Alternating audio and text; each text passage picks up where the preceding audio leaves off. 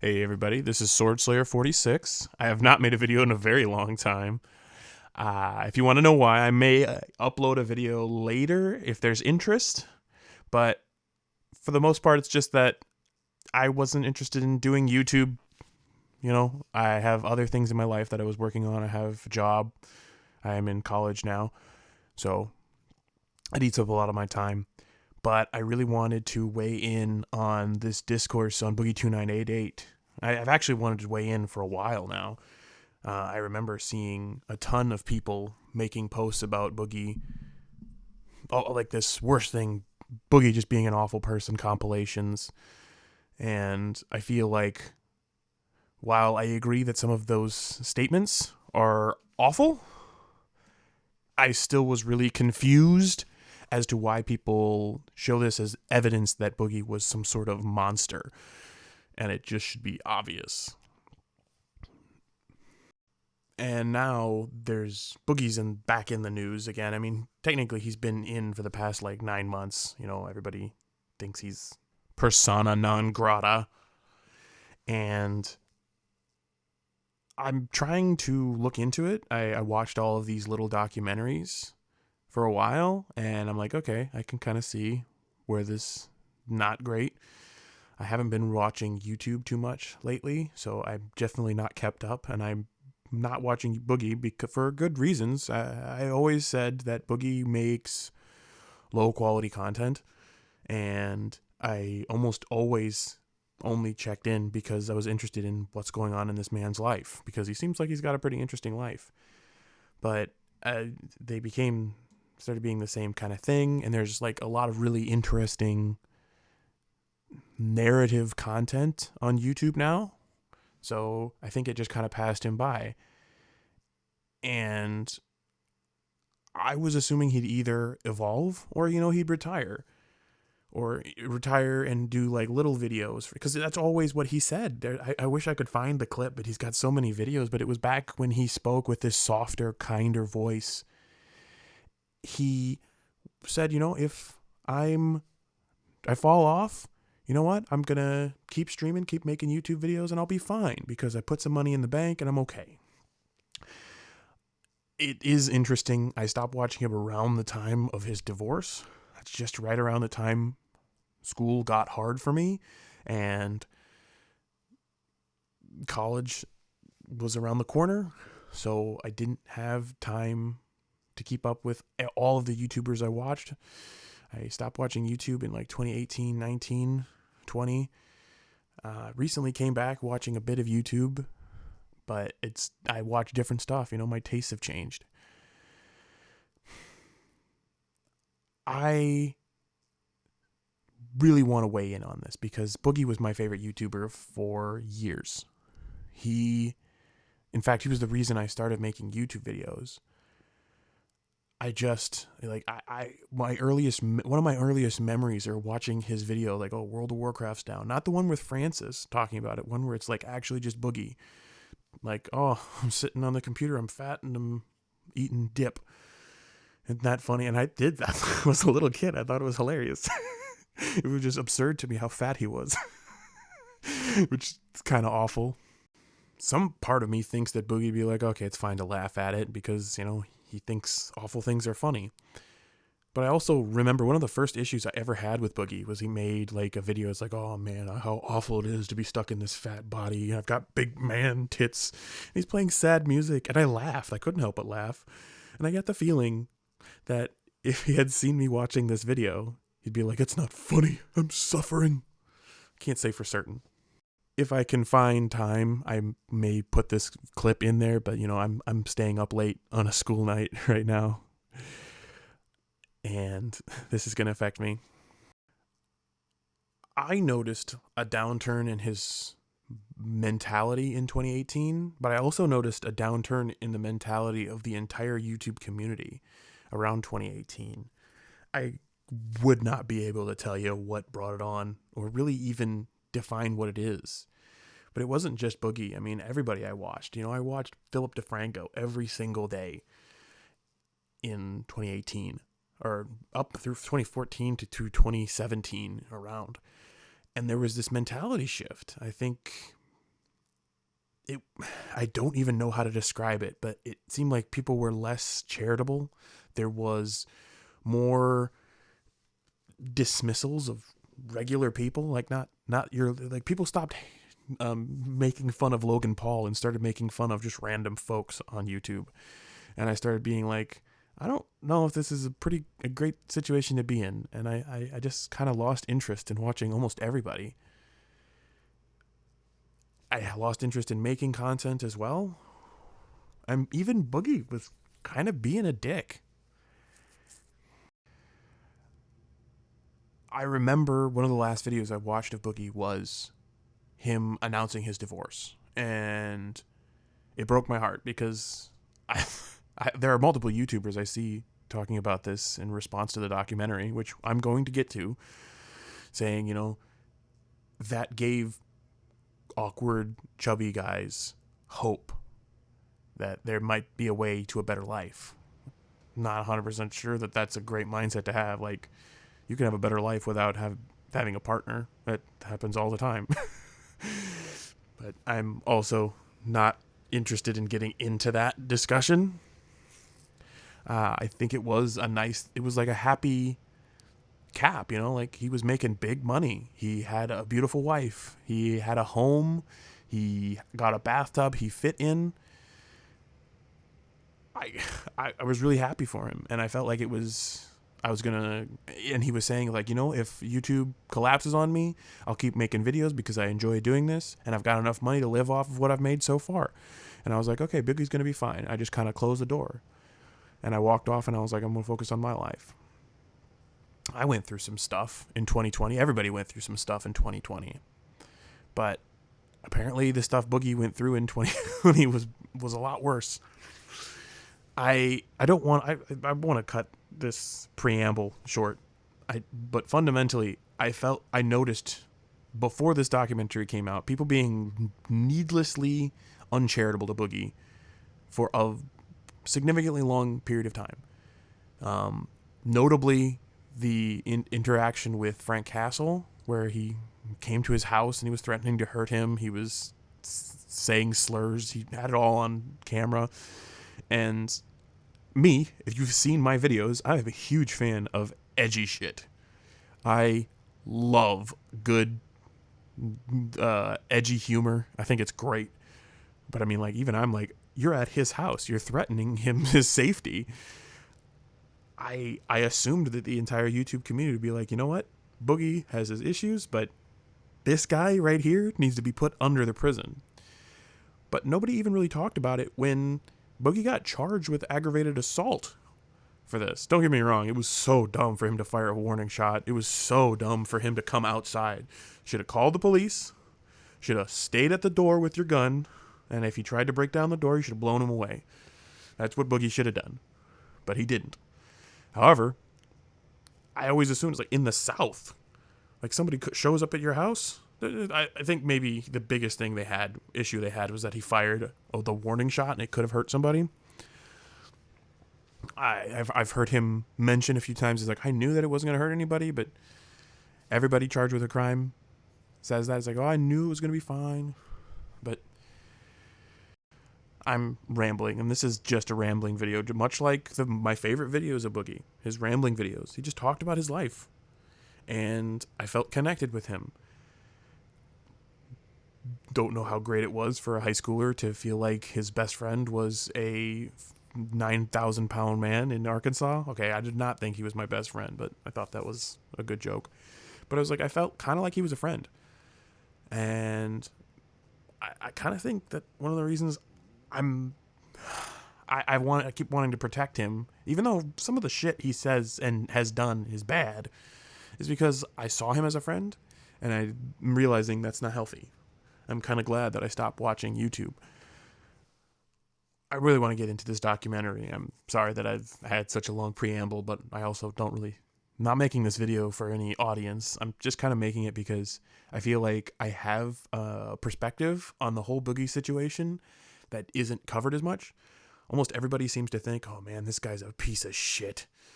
But I mean, the documentary and so much about what I know about Boogie really leads me to believe that like many people with severe, debilitating mental health issues, he just wants everybody to know everything about him so that he can get some help and not hurt the people around him. That is the vibe I'm getting constantly from him. Maybe his mental health issues are actually genuinely like severe danger to himself and others. That's the only perspective I feel is valid. But so many people are just like, no, Boogie's a bad person. Like, I honest to God think that Critical and Mudahar, Ordinary Gamers, those two guys have just obscene takes. It's like, no, man, this guy is a monster. He's just trying to lure you. And I don't understand what happened to the YouTube sphere, because most of the time when people said, like, oh man, this guy's a piece of shit, it's like somebody scamming people for millions of dollars, somebody hurting people. It's like, Boogie is just, don't get me wrong, he's probably scamming his audience. I've donated like subs to him. That's about it. The extent of what I've done to support Boogie. And I'm certain there are people who have donated like hundreds of dollars because it's like, oh, I want to make sure Boogie's okay. But also, there are so many YouTubers who do this. So I don't understand why Boogie is the persona non grata. Like, there's like, there's the Ace family that has completely fallen out of the YouTube drama sphere, despite the fact that they tried to scam their audience. They scammed so many people, and nobody talks about him. And these people tried to scam their way into like the Kardashian life. Boogie is just trying to get by, despite being an idiot. That's the way how I see Boogie, and I don't want to be a defender of him either, because there are a lot of things he's done that I disagree with. And let's just start watching a couple of clips from the documentary, and we're going to get into that. When I'm on my deathbed, the biggest regret. 2016 was probably Boogie's best year, and it was probably one of, it's a fond year for me, and I remember watching him. I'm going to be mad about that till I go to the fucking grave. boogie2988, he's a legend of YouTube. He's been around forever. And talking about people who've completely destroyed all the goodwill they had. I mean, we can hear a clip of him interviewing Ethan, or being interviewed by Ethan Klein. That one is a significantly more tragic downfall. Even though he's successful, he's gained the whole world but lost his soul. I remember him saying this house had a bathtub that would fit him, and seeing his happy face. And he posted a little video of him in the bathtub, which was a little unsettling when it showed up on my phone one day. I am assuming, I just realized he's getting in the bath with a swimsuit. I don't know if I should talk about this, Mike, but I'm going to. There was one girl that I dated. She liked a lot of childish things. She liked rubber ducks. That's why I have some of these rubber ducks. And one of my favorite memories with her is us sitting in this tub, her playing with rubber ducks as I washed her, and then when we got out, I took her to bed. One of the best nights of my life, Mike. Happened. Let's pause here. So, oh God, this is a great, perfect frame to pause on. I might put something else up, but I'm gonna be totally honest with you. I do not feel like doing a whole lot of editing on this. I am already cutting into my sleep schedule before a very important day of lecture, so we'll see. But this is something I didn't notice. It rubbed me the wrong way the first time I heard him say it. I think this was on the H3 podcast back when it was actually kind of good. Boogie will say, it's like, I don't know if I should tell you this. And he tells you something that most people would probably have like a negative reaction to, but he knows, the idea I'm thinking is that he says it because he knows that it would probably make a good story. And I didn't realize why it made me so uncomfortable when he said these things until somebody pointed out, it's like, okay, this doesn't make him sound good. But also I'm like, that somebody saying something that doesn't make them sound good is such a confusing thing for me to hear. It's like, oh, this is a bad thing about them. It's like, he's being open and honest about something that would probably not make him look super great, although he could be bragging about this. I don't think, I don't know. There's no way of knowing for certain. But this was something I noticed right around the time I stopped watching him. You know, he announced his divorce. He was on a podcast and he was like, yo, I'm slamming girls. He was like, oh, I don't know if I should tell you, but soon she'll be able to drink. And I was like, whew, that is a little uncomfortable to hear a major celebrity who's pushing 50 say, you know, like, oh, I'm going to date a girl who's like barely legal. But then again, you know, barely legal still is legal. I don't know exactly how to feel about this discourse but I mean, I really sometimes get the feeling that Boogie's being like open and honest because he's like, okay, am I in the wrong? If I am, why don't you tell me? Or maybe he's just bragging, or maybe he wants to get shit on for this because it's like that does not sound good. I'm just gonna tell you, it's like that sounds kind of creepy. But also, I think we've all had like kind of childlike moments with our partners. You know, I have a girlfriend and we, you know, she's 2 years older than me, but we still, you know, we play video games together. We watch cartoons and we have some fun and it's kind of childlike. And then we do adult things and it doesn't feel like wrong. We're both adults, but I happen to be in a relationship where I am in a reasonable age gap, you know, like she's 2 years older than me. She's not significantly older than me. She's not significantly younger than me. We're more matched, but I don't know. Fundamentally, I just don't understand how people can say, okay, Boogie's saying this thing that makes him look bad, so he must be manipulative. Like, I think he's just kind of being honest, and maybe he's going to try and defend something. Maybe one day I'll get to talk to him and understand why he says this, but here's what I think. He's being honest. He wants feedback. He maybe wants to be the victim a little bit, you know, get into an internet shitstorm. But for the most part, I think he just has weird relationship stuff, and maybe we should watch him. But if he's not breaking any laws, I think we're going to I'm going to advocate leave him alone on this one. Yeah, so when it comes to financial approach, I don't fucking know what I'm doing. All right, Money so this is comes where in, the big stuff, the money goes out. discussion For the longest starts. time, my ex-wife handled that shit, but then I got divorced. I don't know where my money is. He I did don't know. mention that The only thing when he I've was ever married. done He's like, with "Oh, it my is wife I handles threw this." it in At one point, crypto, even he was even and then referring to her lost like a the sugar mama. Like he's like, "My Well, here's wife has everything. good money, even if YouTube You wanna falls see? off." There's $2,000. He's looking directly at his bank statements. $2,758 in my bank account right now, and I let's don't see know. if mortgages come out yet. So tomorrow, when they take mortgage out, I'll have about $700 to live off of until the 20th, when I get paid again from YouTube. So I'm just going to live off of $700, and I'll probably sell some cards along the way, and use that money to make ends meet So as well. I'm gonna pause. I've been following Boogie for a long time. Him talking about finances, not new. You know, to be fair, part of his intrigue is that he is this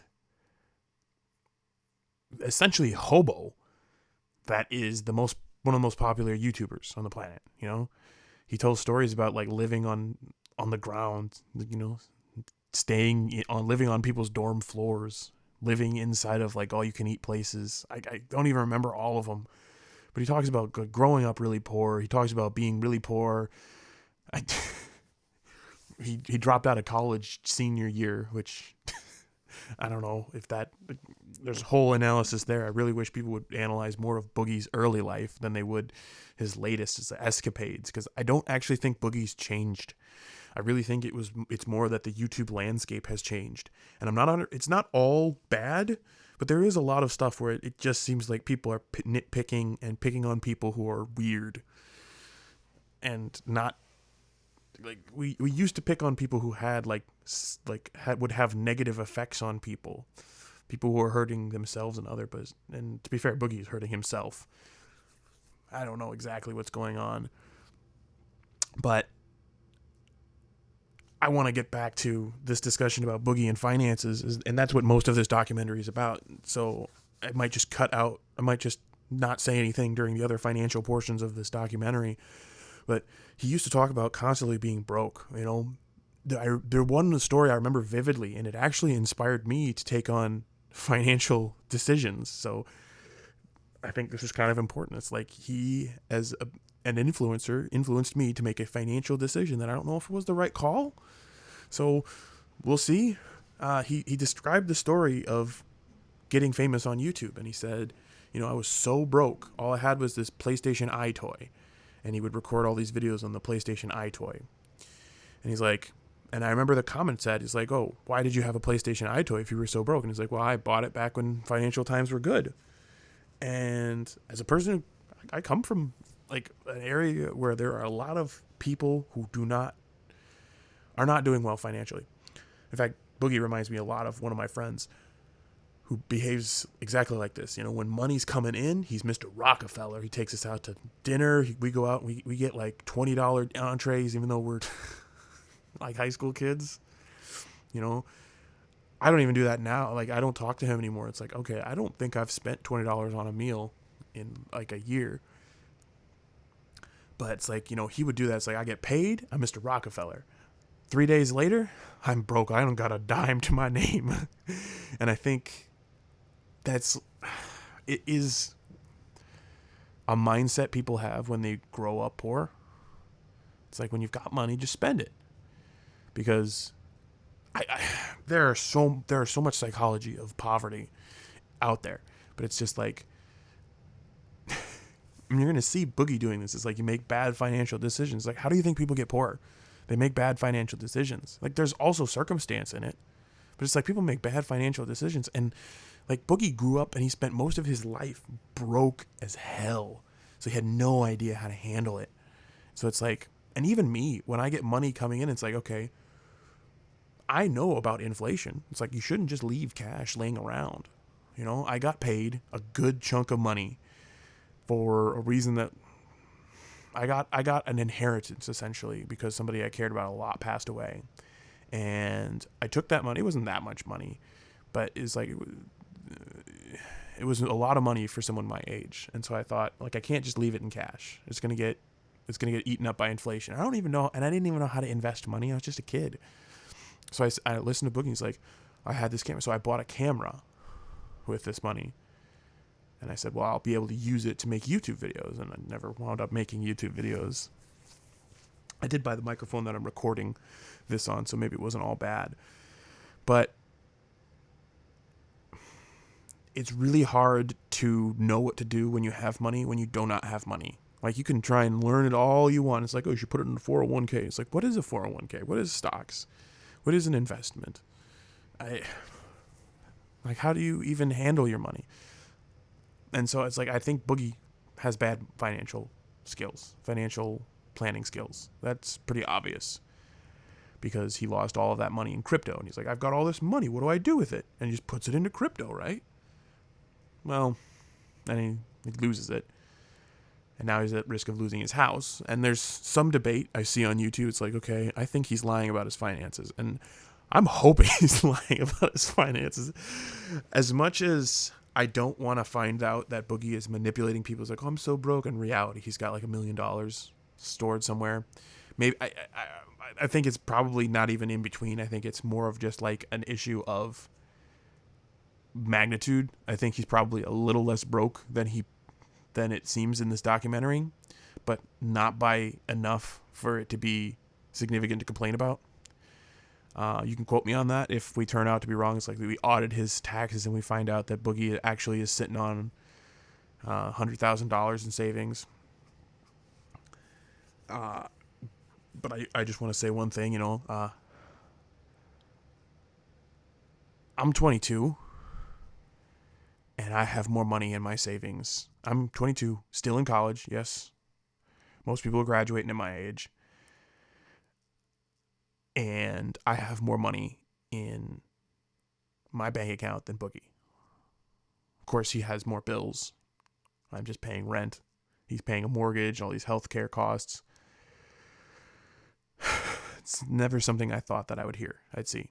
Let's keep. Credit card with them that I owe $600 on, and on top of that, I still owe $163,000 on my house. I think my net worth is zero.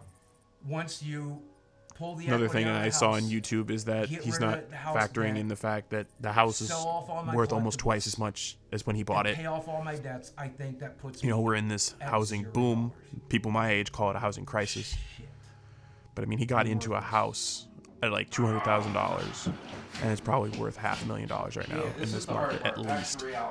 Like I've seen it from outside, and I'm like,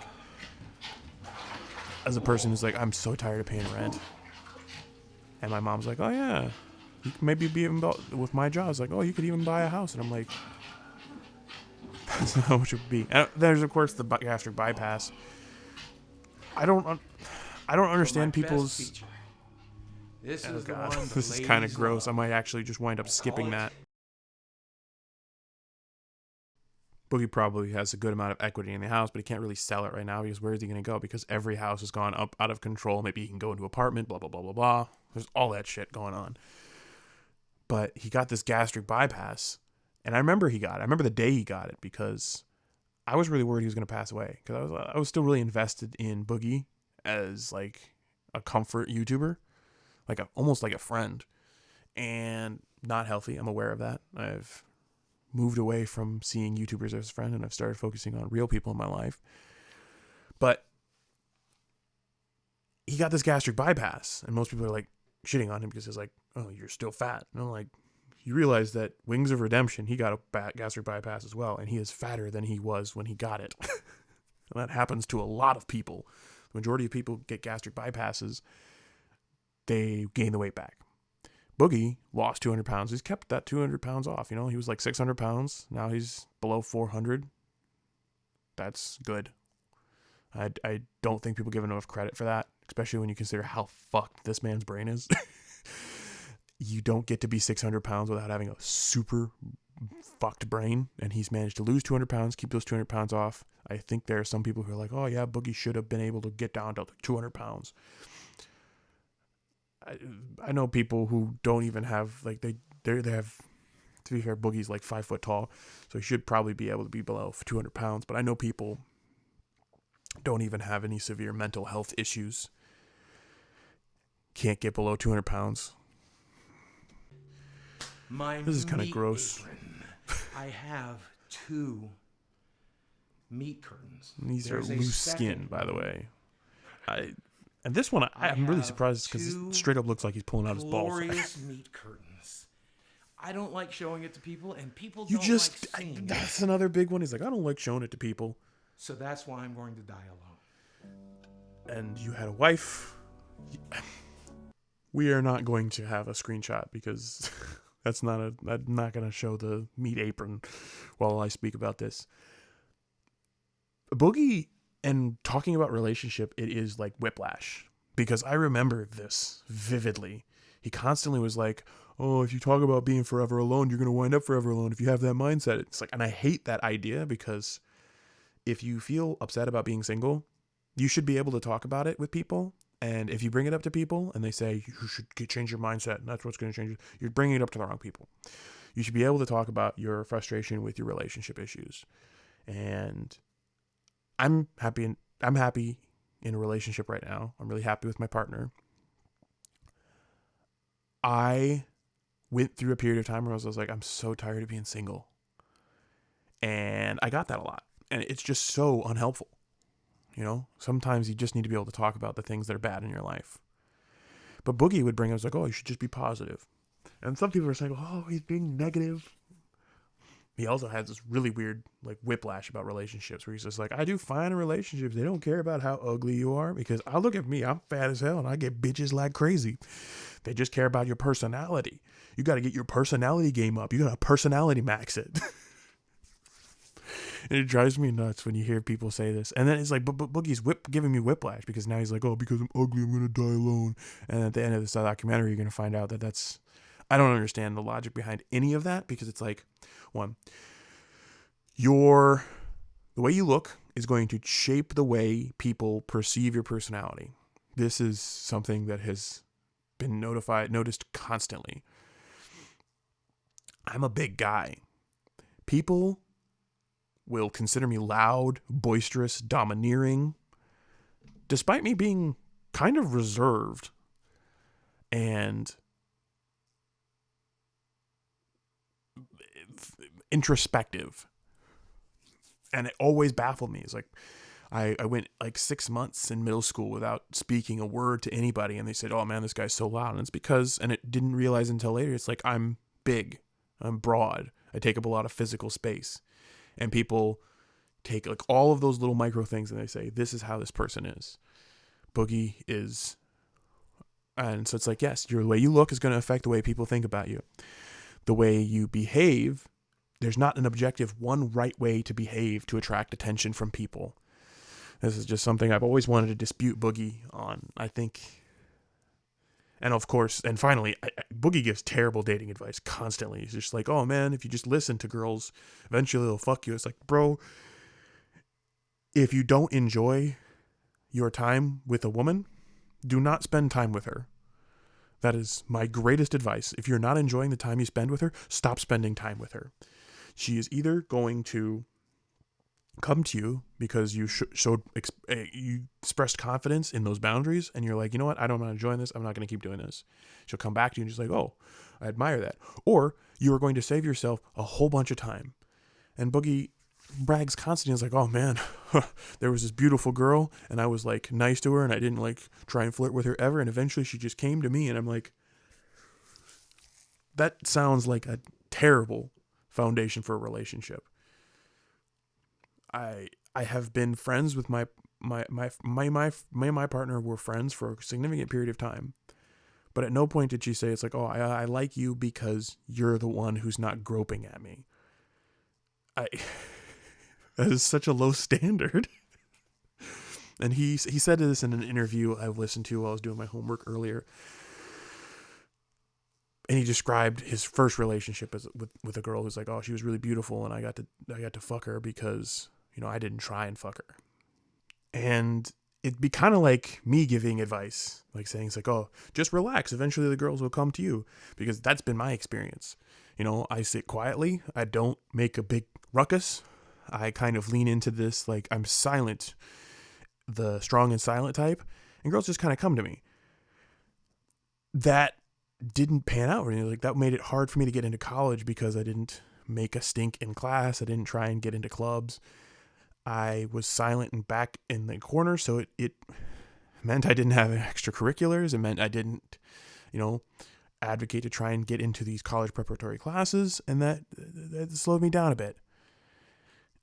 But it brought me women because, and not because that's just the generally right way to do it, it's because I'm a big, tall, broad guy. I look intimidating, and women just kind of come to me.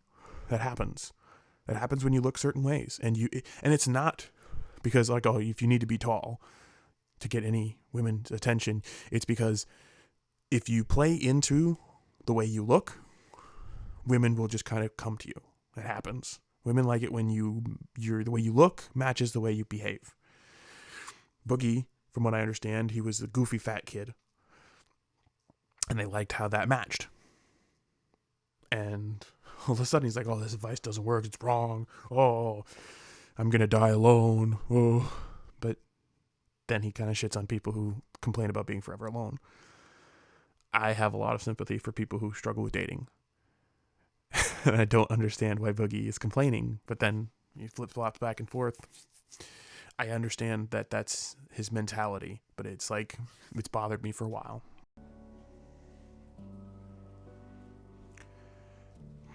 I didn't notice this until just now that I gotta pause it because there's another good thing to talk about coming up here. But I just noticed that the documentarian, later he complains that Boogie's so depressing, but he plays such sad music. I kind of feel like he's trying to lean into the depressing aspect of Boogie's life.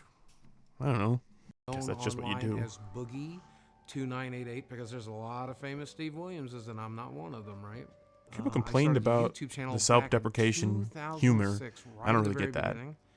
And I got famous for comedy sketches as well as like life vlogs and just sharing my personal life. God, with so much other nostalgia people. for these What's videos. up, ladies and gentlemen of YouTube? Boogie2988. And it's like, ankle on my left leg and head. But that's just when he was fatter, he just seemed so much nicer. That's another thing I don't like to bring up. It's like when he was so much bigger, he was like, he's this nice, soft-spoken This is where I guy. spend 6 to 8 hours a day trying to figure out how to save my career. What's up, ladies and gentlemen of YouTube?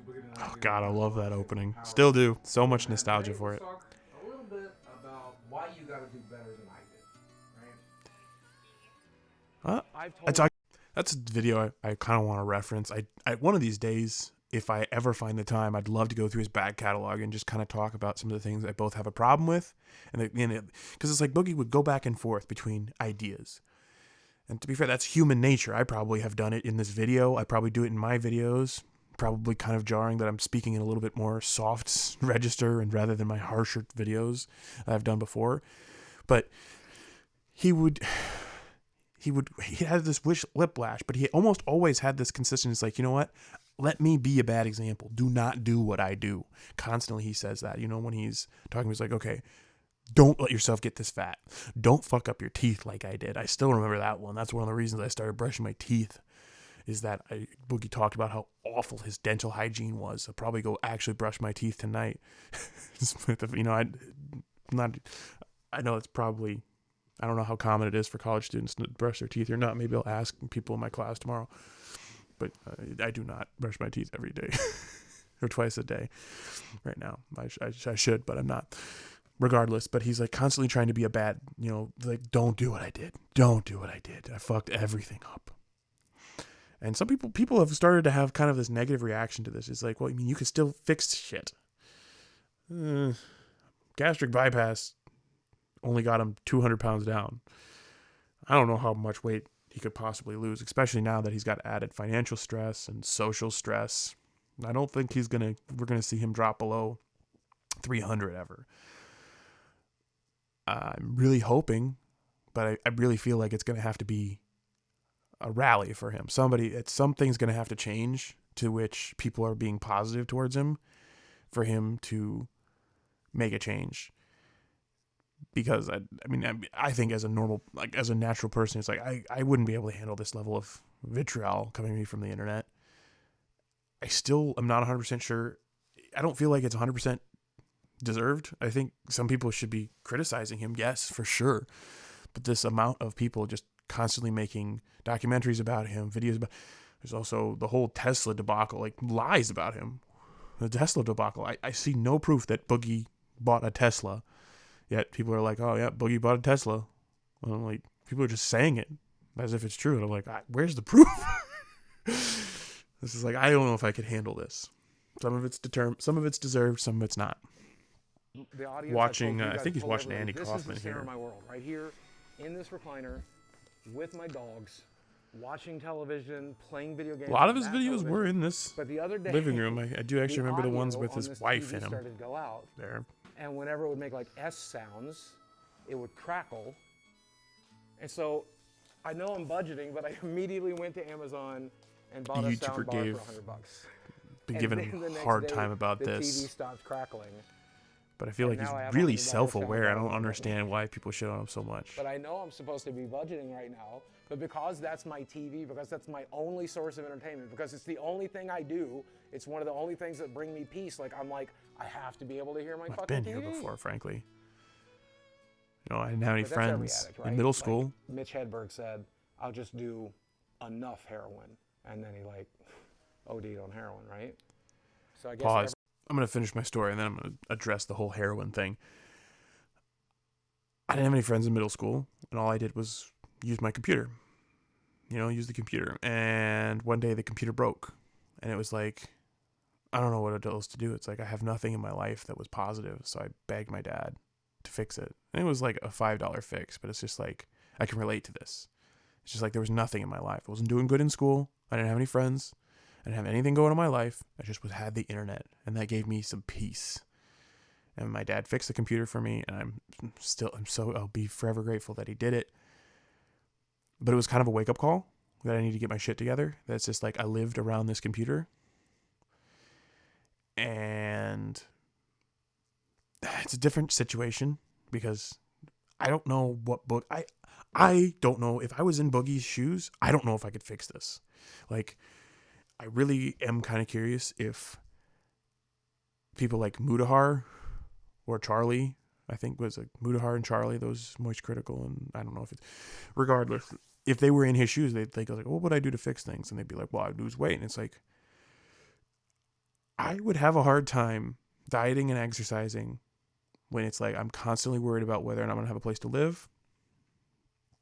People are constantly telling me I'm a shitty person. And then, of course, I respect that he has PTSD, and I think there's too many people dismissing that. Like, that can make it very hard. Like, you're doing something positive, and then you just have a panic attack that lasts a whole day. I can sort of relate. Not to the extent Boogie is, because I'm doing better than him, at least for the most part. You know, I'm not famous on the internet. I'm not infamous on the internet. Nobody hates me yet.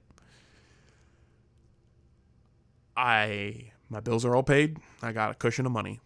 So I've got that going for me. I've got student loans. That's not fun. But okay, let's talk about the heroin thing. People get bent out of shape over that one. That one's people being petty. I'm sorry. That is ridiculous. Like, he is making an allegory. He's like, I have an addiction. I have a problem. I am addicted to watching TV and playing video games. A lot of people in America are. My mother is. I was for a period of time, and it's just like, you gotta escape. And when you're in a really bad situation, you just gotta escape. So I get it, and he's aware of it. He's aware he's an addiction.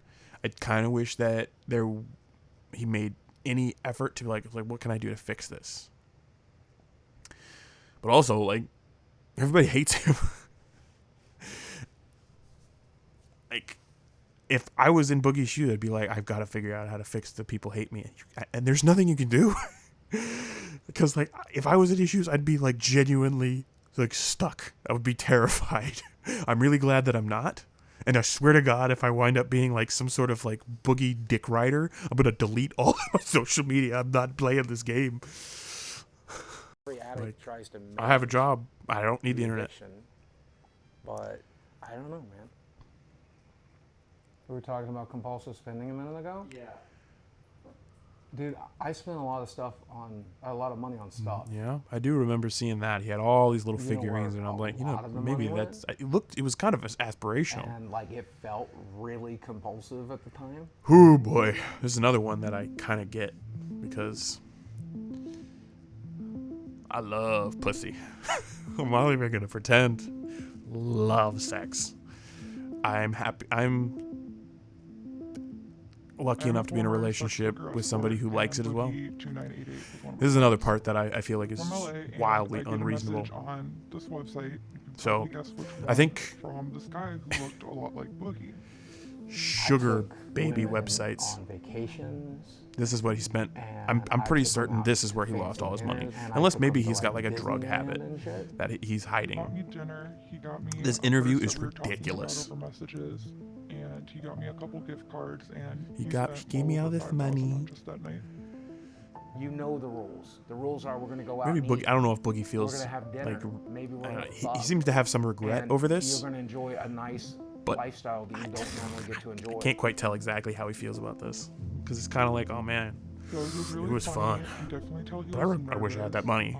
He So did I eat a kind of lot feel like. food. I'm pretty sure he But this, got 200 I'm sorry, but this it woman was is a very bitch. unique. I don't know It's not a why. revelation. I like beautiful women. I like to This- hang out with beautiful this is women kinda and ridiculous fuck as well. Beautiful women. We all do. I never got to do that. The women. Okay, there are a lot of people who. I don't. It seems like I was like, oh, there are a lot of people who don't get to us. Like that also sounds like an awful thing to say. It's like. I don't think it's a very helpful discourse to be like, oh, you're not owed a relationship, you're not owed love, you're not owed sex. It's like, I think that's kind of toxic to just say that because, like, nope. I do actually think that people are entitled to be accepted and loved for who they are. Maybe not in a relationship and get sex, but like accepted in their community. Find somebody who accepts them for who they are. This is on a different level, you know. This is it does sound a little bit like some incel shit, where it's like, I deserve a beautiful woman, a 9 out of 10 woman, to fuck me. And I'm like, there are guys who say, you know what, I'm not looking for beautiful women. I don't know. I think some of it's cope. I don't know. I don't even want to get into this whole discussion, but it's like there's some guys who fuck ugly girls and they say, you know what, this is my lot in life. I'm happy fucking somebody. There are guys who get to fuck beautiful women. I don't know. This sounds so misogynistic. This discourse is really uncomfortable for me. But it's like also his mindset is uncomfortable to me. It's like, oh man, I just wanted to fuck beautiful women. I wanted to be seen with beautiful women. I don't want to be around beautiful women. It's like, bro, why are you admitting this? Why are you saying it like this? Because this is how I would say it. It's like, ooh, boy, I love pussy. I couldn't control myself. I just get the vapors. Like if this was me and I blew fucking $200,000 on hookers, I would be like, man, do I really gotta explain myself? I love pussy. Who doesn't? I wouldn't go into this depth like, oh, I never got to fuck beautiful women. I saw his ex-wife. She was not an ugly woman, and he calls her like an Arkansas 8. And he's like, I got to fucking LA 10. And I'm like, I'm seeing the silhouette. This woman doesn't look like an LA 10. And I feel like that's justified after what she's about to say next. I dated were pretty sure, but they were like Arkansas 8s. I think this is a not shitty thing LA to say. 10s. With sugaring, I got to fuck some LA 10s, and I think that's cool. I don't think We got she's an back LA to the 10. hotel, and Unless this I is regret not the to say woman. that I slept with boogie2988. I'm really surprised. This is really high quality. Like, really, like, Overall, the I'm almost experience, like, did and I he don't have a mean hidden that camera? shit Like, this is right. actually really, There was like, I don't know how he rules found, like, upon such a rules fat upon actor. rules, and it took me a lot of time to find a stick. That's an awful thing to say. He's like, I'm not trying to fat shame. I am not married. Proceeds to fat shame him. And sleeping with Boogie is one of the reasons I quit sex work. There is just so much to unpack here. I mean, there's Boogie's attitude, which I don't think is great, but also I think it's a choice of words issue. Maybe. Definitely a little bit of entitlement. Like, I don't understand. It was like, oh, I never got to fuck beautiful women. I'm like, I don't think I would ever say that. It's like, oh, I never got to fuck beautiful women. Unless I was with, like, I was with a girl who I did not like. And I felt forced into the relationship. And I openly was like, oh, man, I miss having sex with beautiful women. But I thought she was ugly and on the inside and out. So I think that was kind of justified. Still probably shitty. This is just an awful thing to say. It's like, you married a woman. It's like, you tell me you didn't think that she was beautiful? It's like, I would say I get to fuck a beautiful woman constantly. She's not whoever the big popular actress is, but I mean, there's only so beautiful a person can get. And my girlfriend's right up there. Then we have to unpack this chick's kind of, I would consider what she's saying just as entitled, if not worse. She's like, my greatest regret in life is I got paid 10 grand to fuck a really fat guy. Oh God. And they're like, oh, shh, you poor girl, you had to fuck a really fat guy. And I'm like, first of all, she did not have to fuck him. She could have just been like, you know what? I'm good. I think the sugaring is just really stupid. Like, it seems like a really long way around just prostitution. And if you're going to do this, just be a prostitute. Like, I think Boogie probably could have saved a lot of money. But to be fair, he didn't want an escort. He didn't want to pay $200 to fuck a girl in a hotel room. He wanted to be Mr. I don't know how much he wanted to be Mr. Baller, but I think, to be fair, I really think he was afraid of, like, going to jail because prostitution's illegal in every state. But there's prostitutes everywhere in every state that I've ever been to. And it's super easy to find them. Significantly cheaper than what he did. But also, he wanted, like, to pay for a girlfriend. And it's sad because I kind of feel like he was manipulated in this situation. This is one of the few situations where I'm like, no, I think Boogie's the victim here. Because, you know, she took so much money from him. And yeah, she had sex with him, but I mean, so did plenty of other people for free, and people have had sex with me. I don't know exactly what my point is there, but I'm just like, that's just not that. My point is that it's not that big of a deal to have sex with somebody. Like, I don't understand why people are like, oh yes, $1,000 to have sex with somebody. Okay, whatever. What your coochie made of diamond? But okay, my point is, I think she's being ridiculous, and the fact that there are people out there who think, oh, he was abusive to her. It's like, bro, literally the extent of what she said, her trauma, her difficulty with him is that he was fat and she wasn't attracted to him. He's like, oh, I regret that I slept with him. He's the reason I quit sex work. And I'm like, you were obviously not suited for it. You manipulated a poor man out of a lot of money. Fuck you. Like, I'm still going to hold him accountable because it's a stupid financial decision. Is that womanizing me? Sure, I don't really care. I'm a 48-year-old man. I never got to fuck a model. This let me fuck a couple of models. Is that wrong? Were they models? If you're being a sugar baby, I don't think you're a model. Here we have some of the women in this area that are local and ready to go out. I don't know what's going on. They'll go to a show. Just with notice you, how they'll ugly come one of back the to women your on this place. is. But Oh, I'm going to they're hell. expecting something Like, in bro, exchange. who on earth? There's a girl on there. Like, who on earth would be But then paying it's window shopping, right? thousands Like of any dollars other to date this meat chick? market like Tinder, you kind of scroll down the list of I don't know why photos he's until looking you at find this. I someone that think looks this. interesting There's somebody to said you. this was just kind of staged to be like, oh, this is what he's looking at. This girl's really cute. Oh yeah, yeah. She's definitely a little thicker than I necessarily would always go for. but People there's give nothing wrong Boogie with a that. lot of shit for that statement. So I deserve to go to Disneyland with a beautiful And girl, this one. right? I deserve to go. I don't know why to he said New York this. and explore Times Square with a Because beautiful girl. it almost seems like Right? he's Like, I taken out of deserve that. context. And But I mean, like, want that, and I've never had it. Boogie's usually pretty honest. Man, He's if like, I no, had that he money or, back, or like quick to That like would add be half my context. mortgage right now. And That $1,000. usually Boogie's pretty quick to add context. Like, he lies a bit, but he's usually like, no, there needs to be like all of the context. You need to go all the way back to Genesis. And he hasn't made any statement about this, so I'm thinking this is probably the exact context he meant it in. He's like, I deserve to go to Disneyland with a beautiful, beautiful woman. And I'm like,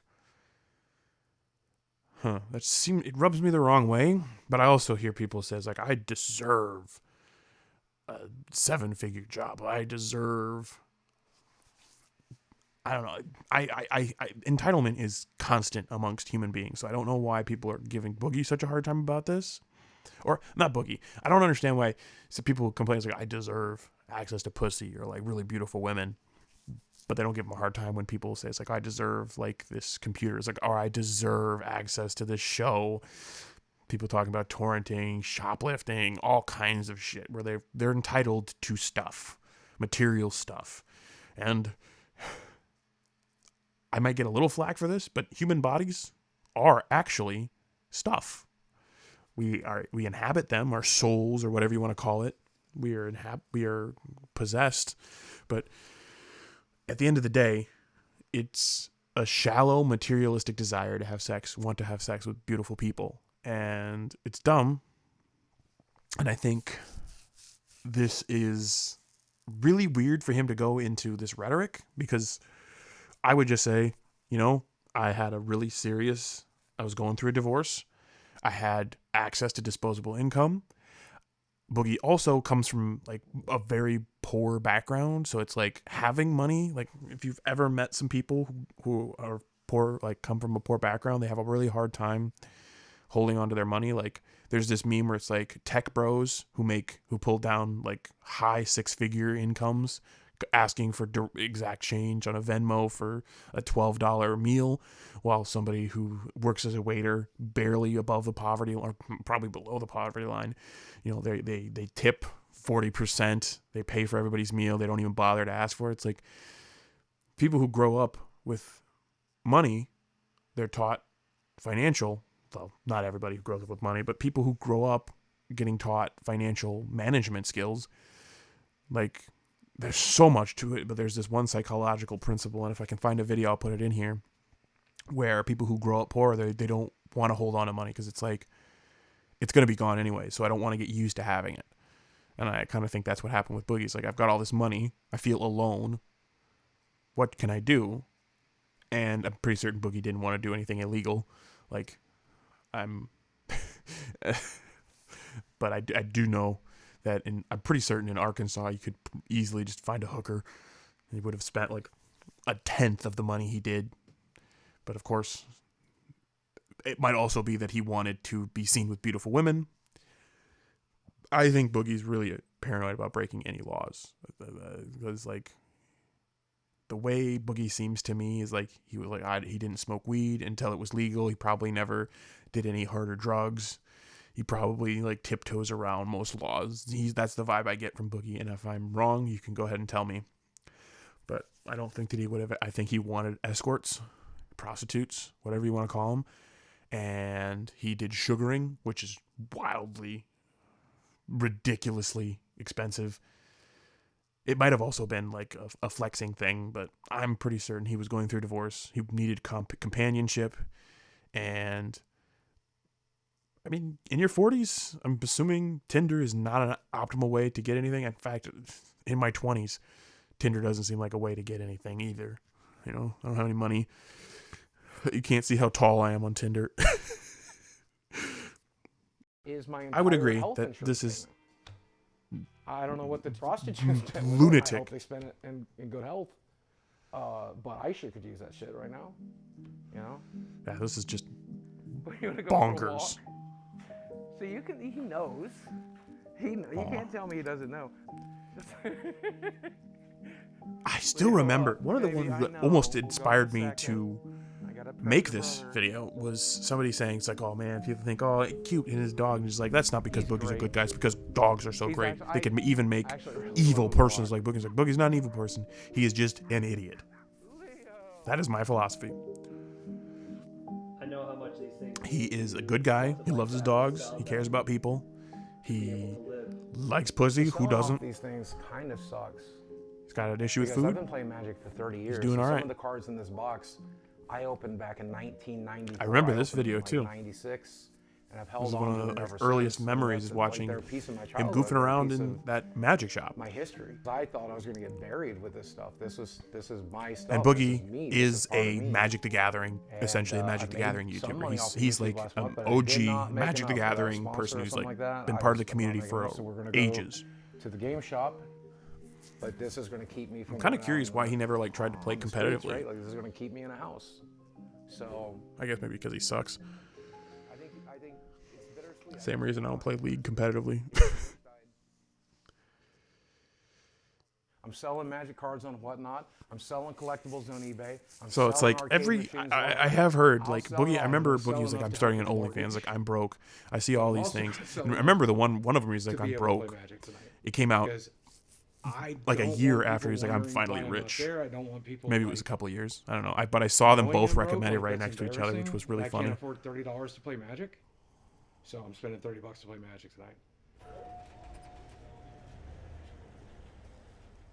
I mean, people are. Okay, I do think sometimes so it's like this month you make a I little need purchase. People are like, from you about so you're gonna pay $1,000 for the $30 to play mortgage. Magic when you're So broke? I need I'm to like, pick out like it's really $1,000 not that stuff. big Like, of a there's deal. a couple of cradles in there. There's a City of Traders in there. Something different when people are like, I can do I'm 200 so pieces of broke, those. but they've got an iPhone. And I'm like, bro, that's like a $5,000 phone. What? Dude, I thought we were looking more like 400, 450 I don't. on each of these. Might just. I probably won't skip over it because 175 is what it's I kind of want this to be everything. Good Lord, that took a beating. Boogie's reaction, interaction with his reserve friends list cards, baffle me Glenn. because I'm going to be totally They're honest. not going anywhere but up. Okay. Well, you say that, but I don't think I would continue to associate with a person who Yeah. did some of the things Boogie does with his friends. But maybe he's doing like a gag. Okay. This, You gave me these back. You want to sell on until I come back in here because I'm not going to sell them to anybody else but you. Okay. Make it 3 chicken quesadillas. He does Francis when he's ordering Taco Bell, but nobody ever addresses that. Shit, you're paying me back my hair. That don't hurt. I don't get this one either. Yeah, It's we like, all why look would? the Because same Mike doesn't thing seem in to the like shop. this guy. It's because we're fucking outcasts. Well, Mike We're in a genuinely kinda doesn't seem to small like town. Boogie. We're fucking autistic as shit.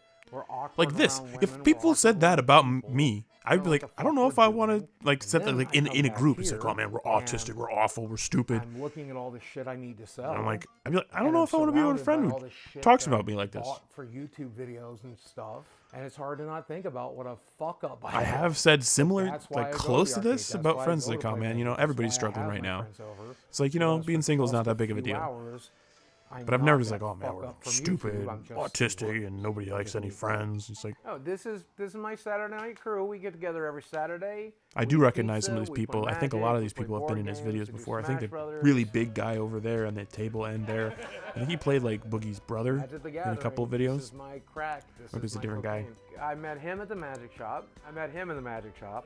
Now him, I met at the magic shop. This Like guy Boogie told I met stories at the about how magic he shop. would travel around. This He's like, guy he I met, essentially was at part of the magic magic shop. community all the way This back in guy like the I met because 90s he and the was early roommates 2000s. with a friend I met at the magic shop. I don't Okay, know so I have all a these $1 million people. question for you guys. Every Saturday we get together. Every Saturday I He has order brought up this. He's like, oh pizza, man, I love chicken food. It's like, fingers, tacos. Those are the it's like things the I normally social go to, right? lubricant. Like, Kind of I refers to it normally like spend, like, alcohol. 100, And I 150 kind of on a get that, Saturday, but like also he like, is. I've had great times with friends where there's And, like, I showed them my we just baked hung goods out, hung today, out. and I'm not like, I think we have never great wanted to times with burden friends you where I guys with remember I this, but, had a like, Halloween party where I baked I'm at a a point bunch of where spaghetti. saving $300 a It was month in a would nice be bunch of meals. useful. I mean, we've $600 been a month. telling you for years that we don't care about the food that much. I want Like, to don't- like, address don't get me this. wrong. I like having snacks and soda when I'm over here because I don't eat those at my house. But we've definitely said it throughout the years. Like, you don't have to feed us, but know you have, you I do know. it anyway. So When are we going to start bringing girlfriends? They're bringing up was like, okay, you're spending all this money on food, and we don't want you to. Boogie has brought up, it's like, and I see this with my friends who come from like really poor backgrounds. And to be fair, I don't come from a wealthy background myself. They love buying food for people. Like, they will take us out to eat like right after they get their paycheck, and then 3 days later they're broke as fuck. I don't know exactly what this is. I have heard that's like there's a mindset of like just try and find a way to like be as good to the people around you as possible, because like they're gonna need you, or like you need them in the future. It's like you gotta give as much as you can. And to be fair, it's like you do seem stingy and shitty when you've got money and you don't invite people over. You don't have, like, Boogie's got a nice house, like invites people over. It's like he's not gonna have any food. Maybe they'll stop coming over. Maybe they won't. I don't know. I have no idea about his friend's relationship with him, but I'd be really curious to see like what would happen if he just like you stop feeding them and he just like they just come over. He needs these people in his life, and they're gonna respond. And he's about to say some really shitty things here. Like I wouldn't be friends with a person who'd be like, well, when are you gonna bring girlfriends around? When are you gonna bring girlfriends around that are not hookers? And I'm like, that seems like a projection, my dude. And I've done this a handful of times. It's like, I still remember this vivid. It's like, oh man, most people are single. And it's like, that sounds like a you problem. Most people in this group are single. And I'm like, or most people in general are single.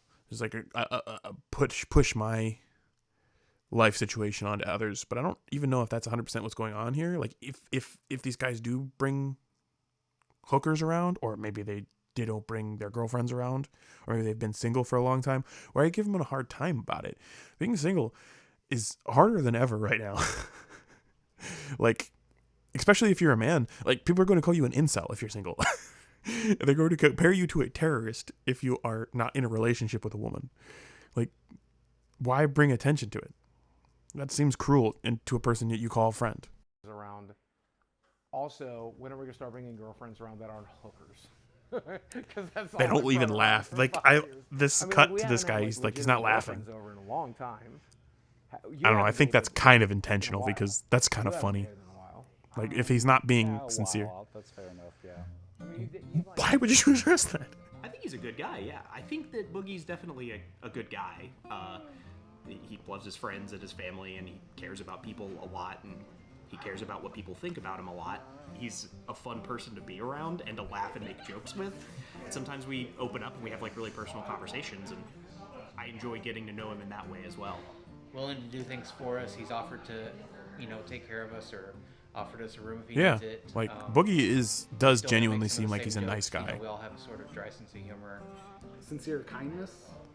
It doesn't always show up, but I never get the feeling he that does Boogie have is a like lot of secretly a compassion monster. for people that- I get the feeling that he's really helpful. He will always wants to do good by people. He's just an idiot. don't think he's as bad as a lot of corners of the internet think he is. I think as long as he stops tweeting the N-word, he'll be fine. I don't get this. I've seen this, and I'm still like, was there ever a point where Boogie? Just a word. Okay, pause. If I sort of agree with Boogie here. Like, I have a different perspective because I'm black, and you're never gonna find you're never gonna trick me into doxing myself by showing my face or my skin or whatever. But it's just a word. Chill the fuck out, my nigga. But I don't. Like, first of all, I don't believe that Boogie was ever like. Did he ever say the N-word? Was this a joke? Like, they cut to a scene where it's like Boogie's talking about his philosophy on the N-word, and the documentarian's got this bemused, like, oh god, this guy. I don't necessarily think this guy is super great. Like, he's regularly got this like, oh my god, this guy, I can't fucking stand him look on his face, and he just puts it into the documentary. And I'm like, why did you make a documentary on a guy you just can't stand? But I'm guessing more likely than not, he's doing this thing where he's like, oh, everybody hates this guy, so I gotta make it look like I hate him too. Maybe, I don't know. I can't say for certain. But I agree with Boogie on this philosophically. For the most part, I don't think it's like, oh, it can do harm if I do this. It's like, bro, in reality, you're afraid of saying it because people are going to think you're racist. And it is kind of racist if a white person says nigga. It's a bit weird. It's off-putting. I don't know. I might even cut it out because YouTube's a little bit harsher. I did grow up in a area where it's like people said it, like black people said it to each other. Like we said it to each other. And if a white person said it, everybody would get quiet. It's like, you can't say that.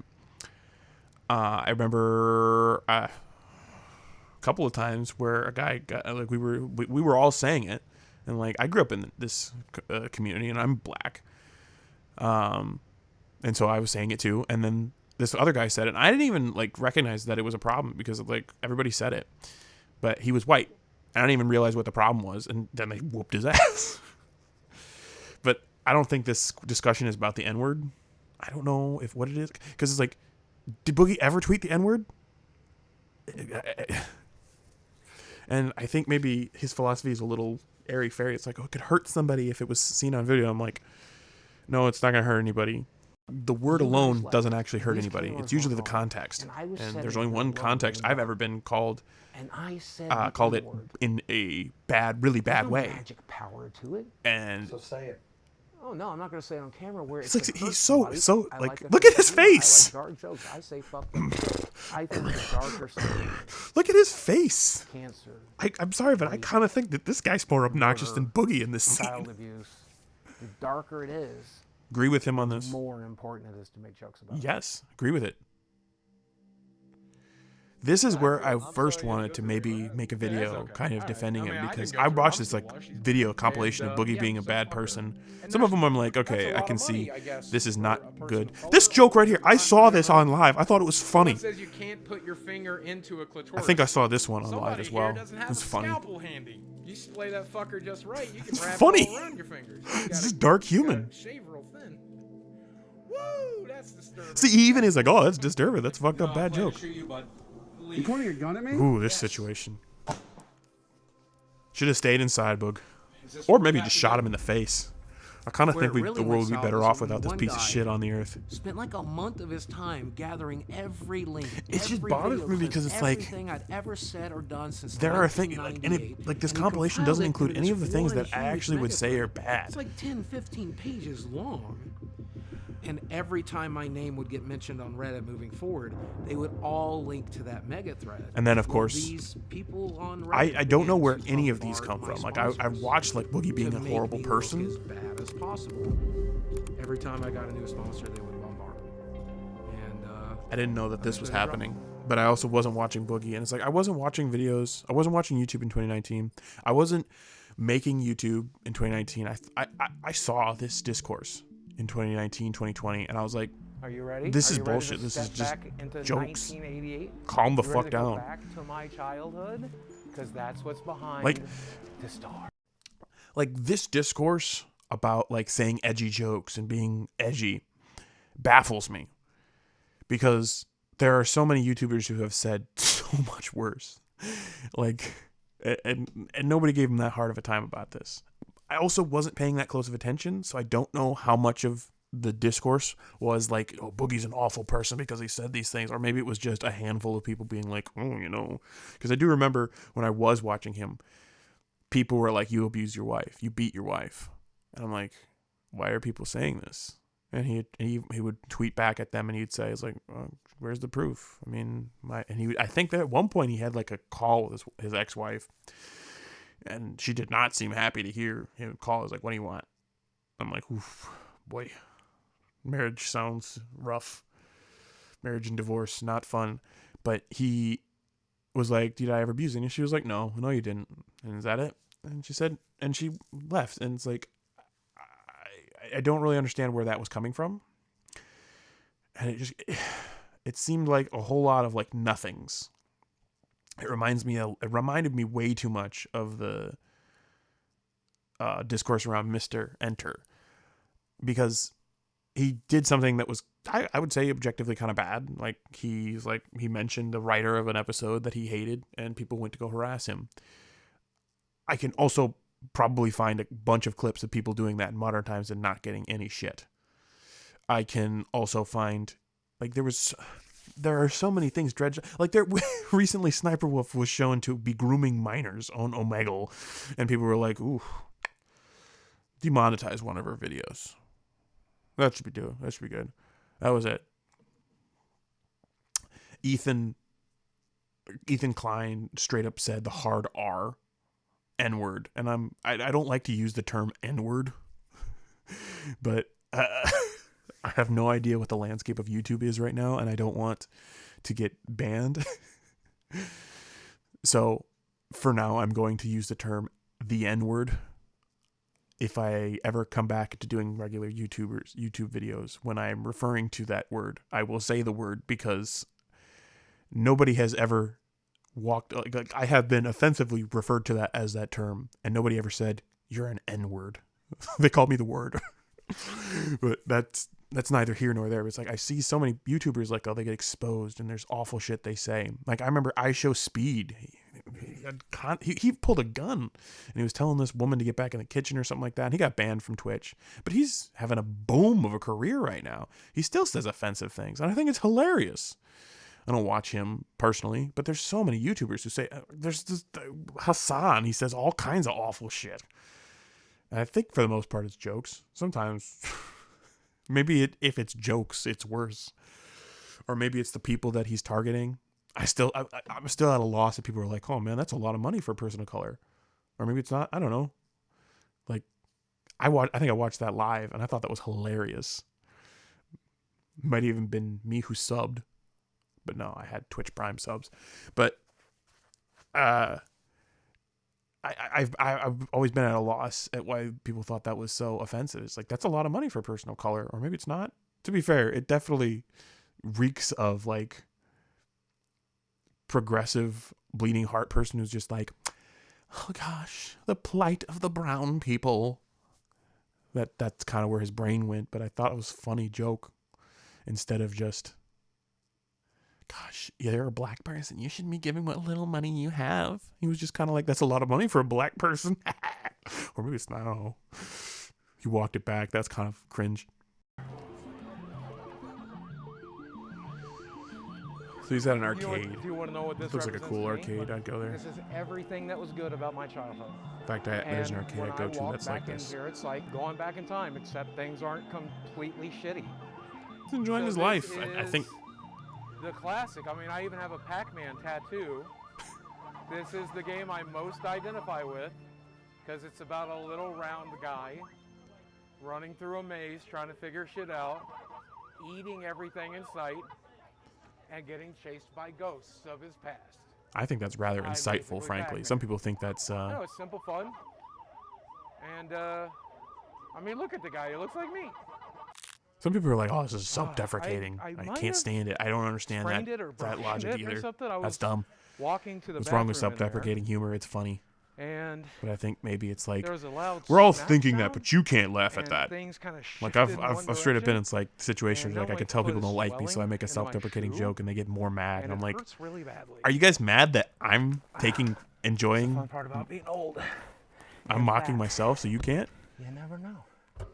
You don't know. I if think you'll wake sometimes up that's what's going on. It's like, oh, we can't You make don't fun of know him because if he makes fun of himself. today is that stroke or heart attack you've been waiting on.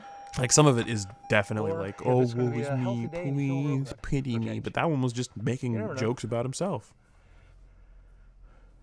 This is him being like, oh, I hurt myself.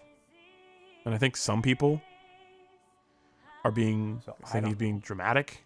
But I mean, like, at this size, yes, Do I think hurting I'll your make ankle and age. 50? Yeah, probably. That's only 2 years away. Do I think I'll make 60, which is 12 years away? Probably not. Here's everything. Oh, he is dramatic wrong about with this. Boogie. Low This is another thing that I realize is toxic. Testicular hypogonadism. And I didn't realize this until I started seeing this discourse. It's like, he's like, oh man, I'm so thick. Oh, I'm going to die soon. Oh, if I might not wake up tomorrow, you know, this is my last words to say to you. And I'm like, you're being dramatic, dude. You'll be fine. And if you do pass away, you can have your last words to us be random words to like the guy who's making, I think that's Mike. He is such a weird looking dude. Look at him, not like his face, but like he's just like shifting around. Supposed to be sleeping. I'm actually drowning in my own. Also, this as a person who my mother has a CPAP machine. She's not overweight. It happens based off of the shape of your. It can be affected by weight. There can extra pressure on it, but it's heavily based off of the shape of the back of or your throat hole. I have a small throat hole opening. If I were to gain any more weight, I would need a CPAP machine, but I'm fine for now. Degeneration of lumbar or lumbosacral But you can need a CPAP machine without being obese. Don't work so good. History of basal cell carcinoma. And you can be obese and not need a CPAP machine. Of course, I can't breathe so good, so asthma and allergies. Not all of these are results of his weight, too. It's like asthma is not something that ever is going to cause you to be happen because you're obese. Just enjoy. But a lot of them are. Sometimes that's a chicken quesadilla. This is funny. I thought that was funny. He's just trying to enjoy his life while he's got it, you know. And I'm kind of upset that the documentary doesn't bring up his relationship with his mother. And this is where I kind of have like a big issue with the I wanted to make documentarian. Like a documentary that was generally entertaining. You realize, wait a second, everything he says is depressing. Everything he says is like the saddest shit I've ever heard. That's not true. He constantly says happy things. But people get upset when he says that. He says things with a smile on his face and people are like, you shouldn't be smiling about that. I'm doing. I can't. Let's talk about slamming a girl who likes rubber ducks. This guy the whole time, because I don't want my brand new channel to be known as making documentaries about the most depressing. I don't think I like this guy. It's just like regardless what the of fuck happened to like I don't actually think that this guy is what the fuck happened the responsible for like the bad shit about him. I don't like him. So I don't know about the other two of these guys, but this Dr. Todd Grande, I've got a bit of a beef with him because he spoke ill of Sky King. Like him. It could be as simple as just. You can look him up. I think Count Dankula did a great video on Why him. not use your only life to make the lives around you better? And Fuck you. It's none of your fucking business. It's my He body, did my have choices. a shift And over like around the time, gastric bypass, somewhere around the content, gastric we see the bypass. shift It was a where little he before starts actually, becoming more interested in and I life. noticed that his I just voice like was making content. I just like talking higher to a camera. and I just softer. like doing cool stuff. He was, I just want and ad revenue. I just want one of the YouTube to things pay that me he fair mentioned was amount. he went on It's all I want, right? testosterone. concerns People about money. disliked I it can because he do maybe was anything. behaving more masculine. Hold on to the money you get. Oh, are you trying to manipulate people into giving you money? The answer is yes. Give me some money.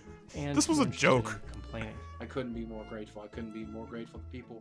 What a compliment. And of course, I also have a bit of an issue with Dr. Look Grande at me, because I'm he fucking kind of disgusting. I'm a piece of shit. I will never function the way he builds on you this function. narcissist dichotomy that's going on in the world. It's just like every time a That's person why does if something you're that's kind of griping to weird, your obnoxious, viewers, if they're a you're narcissist. complaining to your And if you subscribers, I mean, that just leaves a have any sour female taste in friends, people's mouths. I think my window's closed. everybody, And if it's not every closing already, girl's it's exes already is a closed. narcissist? Right, so if there was money to be made in making people feel depressed, I think Boogie would be in the right business. Like, that's just my life philosophy at this point. Just face down in the mud. That's pretty much He's how in a we live bad life. place, so it's not bad. I don't think it bothers me that people are like, "Oh man, you're not being happy," and I'm like, people don't owe you like being chipper all the time. Don't get me wrong, he's an entertainer, so That's right around the corner. Like, I have to sell this place. I have to talk about I have to liquidating the tap into house, equity to survive. Like, that's the last of my money. which is tough in this market. Not because he's not going to get enough money, but because where are you going to So go? much of that Everything money is going out of to control. Doctor's appointments and tests.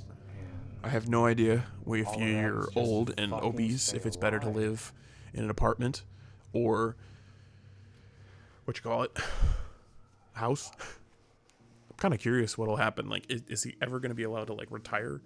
There are plenty of different content creators that have various mental illnesses all over social media. And some I just don't say, like this. It is what it is, and this is what I'm going to do. Boogie tends to be really obsessed. That is with not true. This idea that it's favorable to have people feel sorry for you, and that kind of victim mentality where you can get further in life if people have compassion on you, regardless of the reason they're doing it. So I got to talk about this because I don't know. I kind of have a bit of an issue with Dr. Grande. I don't know.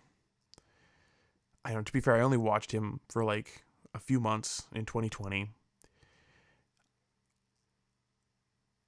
I think he had kind of toxic ideas, but also maybe they're a great idea. You know, he's actually I think he's a licensed therapist or a psychology professor.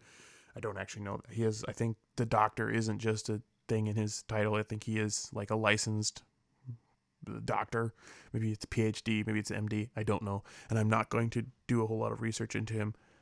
I just want to say, you know, I felt like his videos, they might actually even have been legitimate diagnoses. You know, he talked about some of the worst people on planet Earth. But he was like, everything is a narcissism. Everything is narcissism. And you have to point it all out. And I think that's pretty problematic.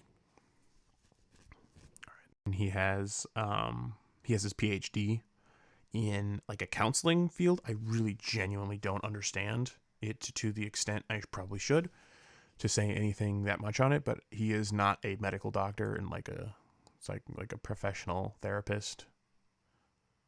I think I don't know the way the medical field works, but he's not like an MD. But he definitely seems to know his shit.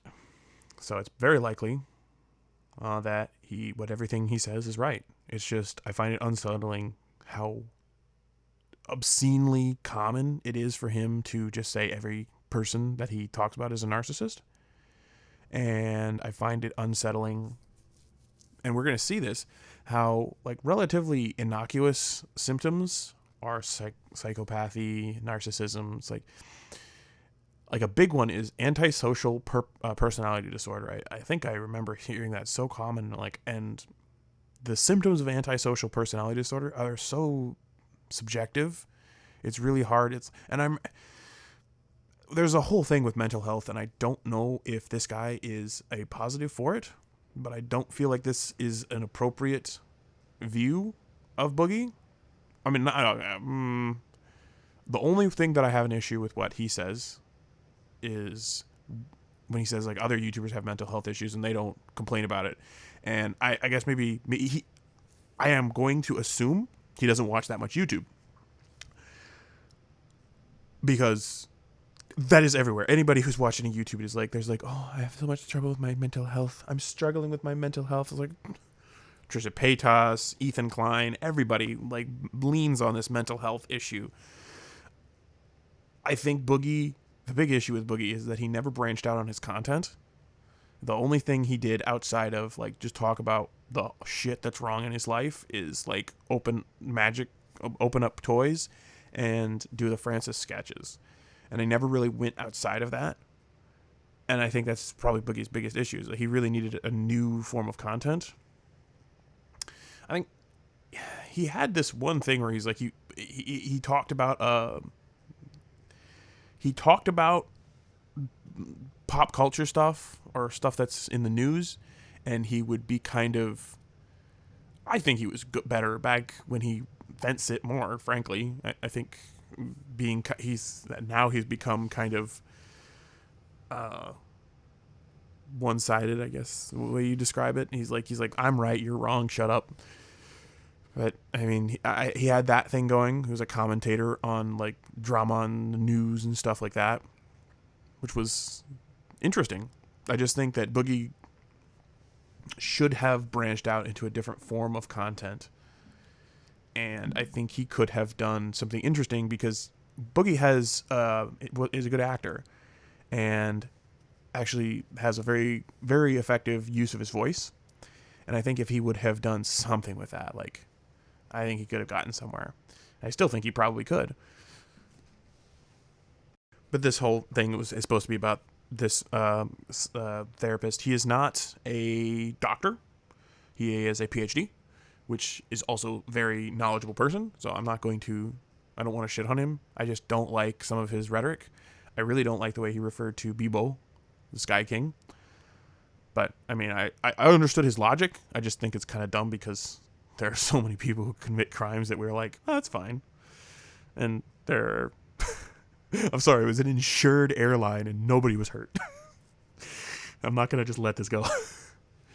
But narcissism is like narcissism and antisocial personality disorder. They have a lot of very generic symptoms, and it leads to people being labeled as them and being denied access to positive social things in their life. Like antisocial personality disorder, a label like that can actually harm you, and people are armchair diagnosing everybody they know as a narcissist or an antisocial personality disorder. I think those are the two big ones because they have really broad terms. That's my whole point here. I think this is a little ingenuine, and I look awful. Boogie actually leans into these diagnoses, and maybe it's going to be helpful for him because he's like, you know what, covert narcissism, I think that's me. I should get treatment for that. And maybe it'll be positive for him. I don't know. I am woefully inequipped. I am not in school for. I think covert narcissism Yeah, is the right phrase. Like, oh, look he at how likes. pathetic I am. He likes. You should feel I sorry honest to for me. God think Whatever Boogie you just mean wants to know what's wrong with him so he can because I'm fix so it. pathetic, right? Like Oh, if I'm somebody so says sad, you're a I'm so covert weird, I'm narcissist, so you can be like, such an old man, good. That means I know what's wrong, so maybe I can fix it.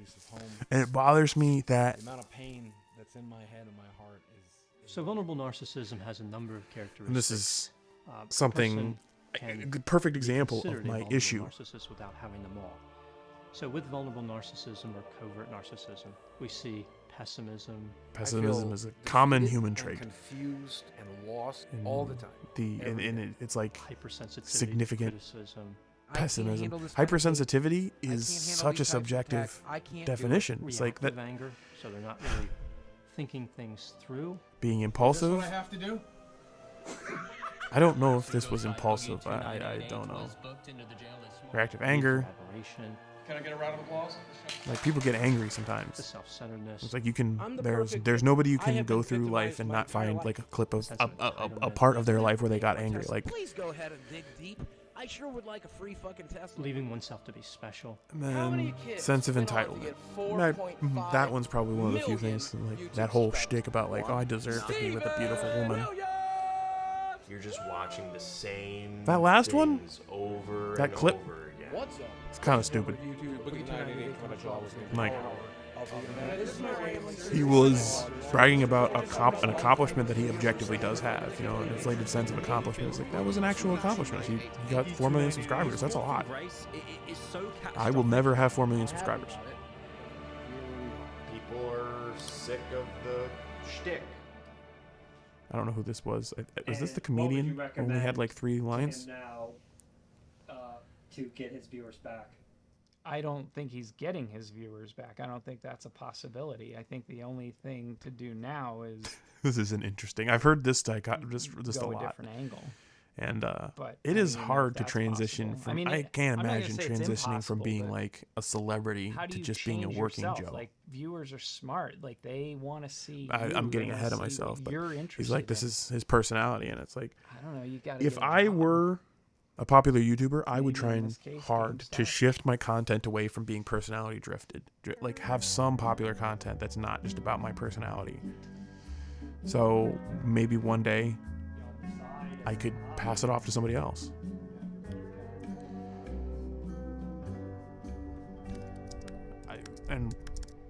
I support Boogie getting a job. I just, it's like Don, I'm Boogie. Or any Steve. entertainer Okay, what do you switching to prefer to be called? a job. Probably Steve. Let's go with Steve. Okay, Steve, no problem. Whatever you prefer. And so you are here today because you are This scene seeking got him a lot of shit. employment. Yeah. You're seeking out new And I get it. opportunities. Absolutely. Tell me a little bit about your background and where you. I missed that sequence, but you saw him say, "Oh, you want to be called?" He introduces himself as Boogie, and a lot of people are giving him shit about that. He's like, "Why is he introducing himself as Boogie?"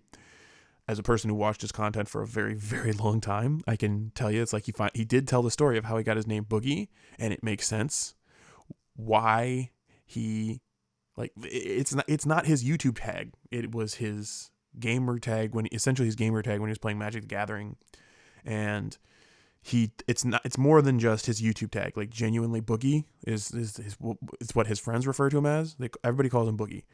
It's kind of like the superior, like that really, really common nickname. Like, I don't know if you know people who are like, their real name is like Charles or something like that, but they call him Schmebulok or something. Probably Chuck, but it's like his legal name is Steven, but nobody calls him that. Everybody calls him Boogie. He even had a couple videos where it's like, yeah, he asked his friends, and he's like, "What do you call me?" It's like, Boogie. And it goes back to when he was playing Magic the Gathering, and he had no friends. He went to a Magic the Gathering tournament. He had a booger in his nose, and they were like, "Haha, Boogie." And he latched onto it. And he's like, "Yeah, they call me a nickname. That means they like me." And it's like, I can't in good faith stand by why people are like, "Why did you introduce himself as Boogie?" It's like, bro, that is essentially his name.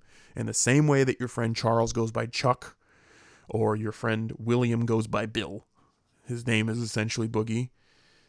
I'm really surprised to hear him say, it's like, I prefer you to call me Steven at any point, because like the way he described it, it's like, I'm Boogie.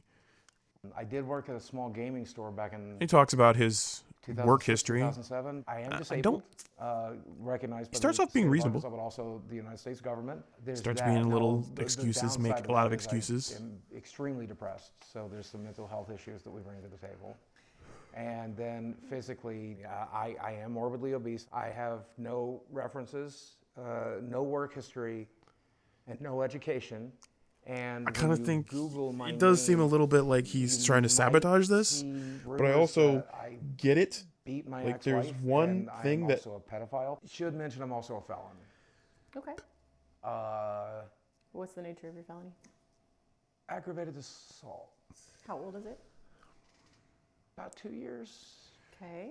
So I think there are some avenues you could. And she gives explore. this. I don't know. I think this is kind of obnoxious, but I also possible, but get you it, because have it's like, some you don't want to say, lots of yeah, there's people nothing we ask can do about for your you. mindset, She really wants to say, you and need to you're do using something. Weight and disability. But I and mean, can't I and honest to can't. God don't think If Boogie that could get a is the job, attitude that you're gonna have even and if he approach did everything, like then you can. put on a And you happy face, like, I'm doing great. I have all these references. There's people that could call. I could call.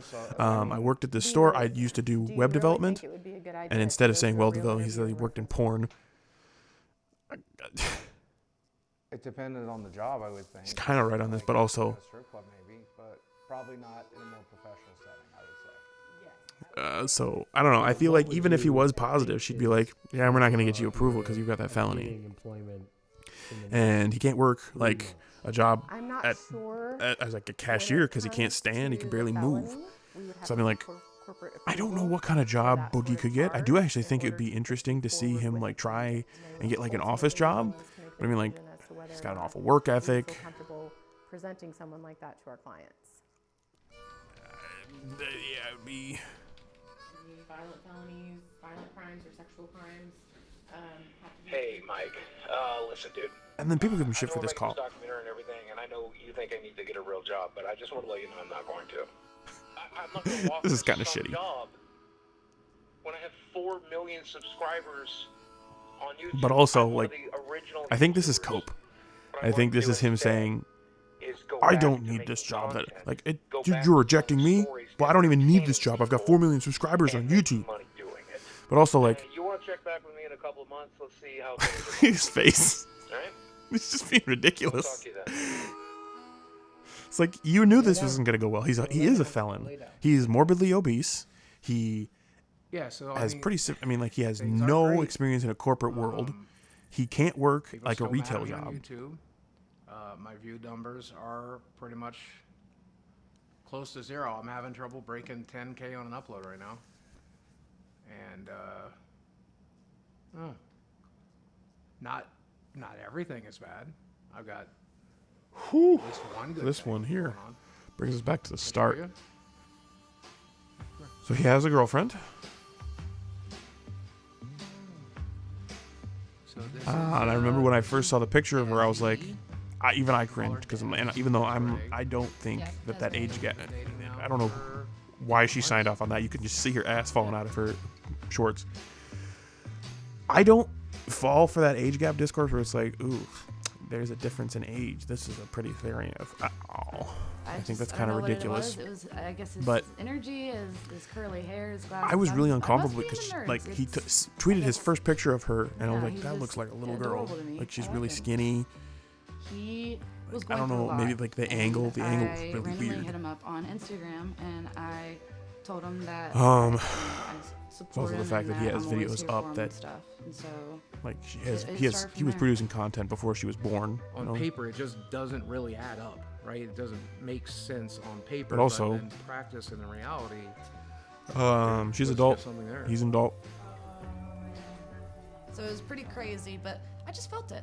I felt an I'm not energy gonna. connection to him I don't before really even want to met touch it. him, and I don't know. That's just. Maybe she's And just then like a the skinny longer we person. spent Like talking, honestly, there's girls I who don't are know, like, eventually you okay, just realize we're the same person, doing the same thing, living the same life. my just at age that different look like stages. they're older. I can see myself And there are getting girls that are married. my age that look like they should be in high school still. I could definitely see us getting married.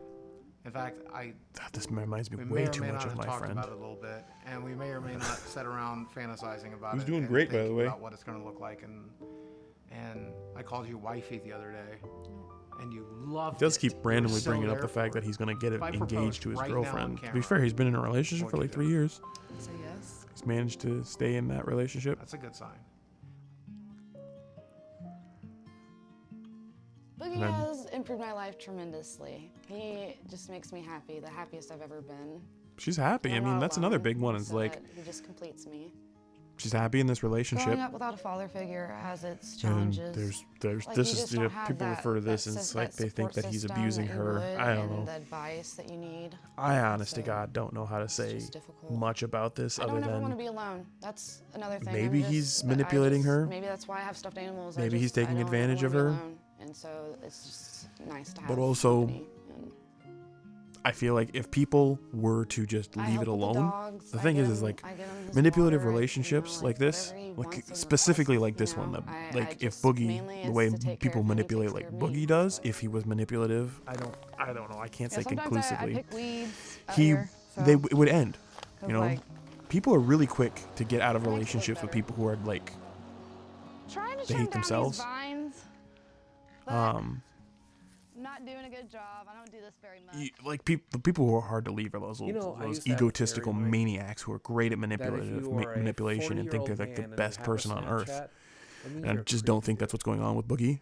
Turns out my theory was right. I have a Snapchat. I don't know what's going on here. Is he doing a sleep study? He already has a CPAP machine. I just don't understand why this documentarian was just let into a sleep study with him. I found that person, and they happen 'Cause that's to be definitely 40, not and Boogie's I get that it's bedroom. creepy to date somebody half your age or younger. She is less than half your age. People can call me creepy if they want. If You have she's videos up happy on YouTube and that are I'm older than happy, her. Then I will be the Wow. biggest creep you need me to be. Like, dude, she's as long okay. as her and I are happy. You can be as mad as you want. Like, she's younger than the Sexually, youngest person I've ever dated. both seem to be having That's an fucked up, right? time. And I'm half his age. I would His say girlfriend this is is younger best than the ever. youngest girl I've ever dated. This is also weird. Like, the bigger issue I have with is like the way he tweeted. I felt like it was kind of like implying, it's like, she looks like a child, and I'm like, why are you tweeting this, buddy? But he didn't say that, oh, she looks like a child. He tweeted a picture of her, and I'm like, who's that little girl in your car, buddy? And not because she's so young, but it's like, but she has this, she's got a build that makes her look even younger than she is, which is a little uncomfortable. There's the comedy show. A samurai on vacation? I was gonna ask. That's the big thing is like people make big stink out of jokes that are offensive, but then they're like, oh, this one, but Boogie has a problem with it. It's like, this isn't like offensive concept. This is literally just like a personal dig, like something he's probably sensitive about. Is like he's probably has a. I want to make this very clear. I think that Boogie has a hard time dating because his life is fucked, and he is a fucked individual, and he has a very limited pool of options, and he picks the mentally ill girl who's got an older guy fetish.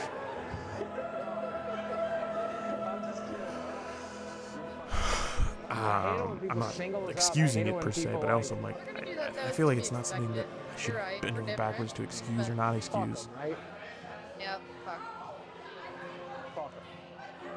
Like, I don't know. Maybe I just don't. I don't want to judge too harshly because I have no idea where I'm going to be when I'm 50. He supports me. Really hope that this isn't where I am when I'm 50. Like, this is embarrassing. So I don't really want to shit on him. It's like, this is embarrassing. It's also not, there's nothing wrong with it. It's just embarrassing. That's how I would describe this. It's like, if you're a 50-year-old man dating a 20-year-old girl, that's embarrassing. It's kind of pathetic.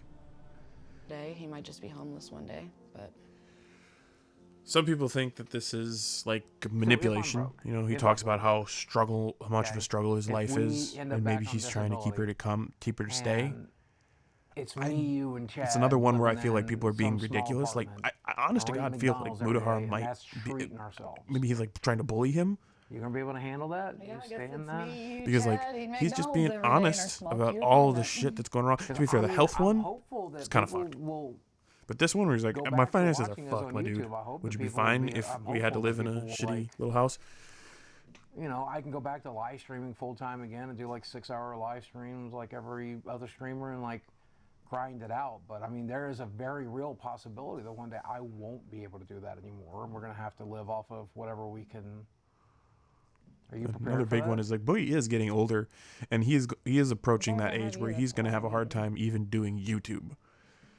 Like, I think he's past the point where he could be like a Have you ever thought about work the at fact like that she's Walmart. just waiting you out and trying to take your 401k when you're done? I'm broke. You're broke. I'm broke, yeah. 4 million subscribers. Oof. even if he does, It's go kind of broke, nice. he has to To be sell fair, the like that's house. I'm another big still one. gonna Is be by like his side. He's the only one that I love and I care about. And there. there's only one That's of the them. thing that So I'm not pisses just me gonna off is like leave him the for relationships money. in which it's kind of Money's an inappropriate. issue. But even then, it's like mutual manipulation. It's like when an older guy with lots of money dates a young, beautiful woman, and it's like, I guess maybe the idea is like this older guy has no money and she's just taking from her. But I mean, like there's 2 or also 3 years on her. That's I just honest to gonna ruin God her feel life. like they might be in love. I don't know. It's been a very short period of time. I really they moved really want fast. you to understand how actually sick I am. Like I don't know. I if you think. Actually get. No, they've been dating a year. But this now. is my health summary. This is everything that's in this documentary. They were dating shorter than me and my my current risk girlfriend. for stroke or heart attack And is astronomical. I am paying so much more for rent right now. A walking time bomb. Just make sure that we have our own place. You know, I'm paying so much more for rent in a place that's farther away from where I go to school because really wish I don't think I'm ready to live with my girlfriend. And Yeah, I know. these guys moved in right away like that. It's usually a bad sign.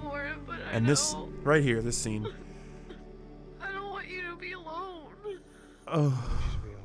Okay? I don't want you to be alone. Like, that's a lot of people pulled a lot of context from this. And maybe, and to be fair, I don't think that making a lot of critique about Boogie and his relationship is helpful. I honestly think that people if people were to leave it be and say nothing about it, if it was abusive, she would leave, and if it's not abusive, then I turned to my doctor and I'm she like, would stay. What do we do? He's like, you've had bypass surgery. You lost 200 pounds. What more can I do for you? I'm like, fix it, dude. Help fix it. And then they're telling me that I'm the one that has to fix it. I don't know what the hell I'm doing. And I'm making less and less every month, and I'm scared shitless.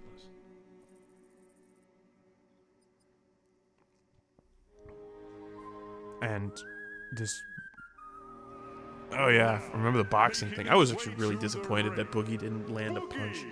I don't know if I'm spoiling it. Hey, so Mike, I just got off the phone with Keemstar, and he has a boxing event coming up, and he's giving me a slot in the card. It was a good event. Like, I'm still pissed. Like, he could have landed a fight. This fight Landed a punch. Like, Wings of Redemption is so much fatter than Boogie. no chance against me. Boogie's in so much better shape. Like, he actually lost weight. But then again, Wings is younger. He's like 20 years younger. Like, Wings is my age. Or something like that.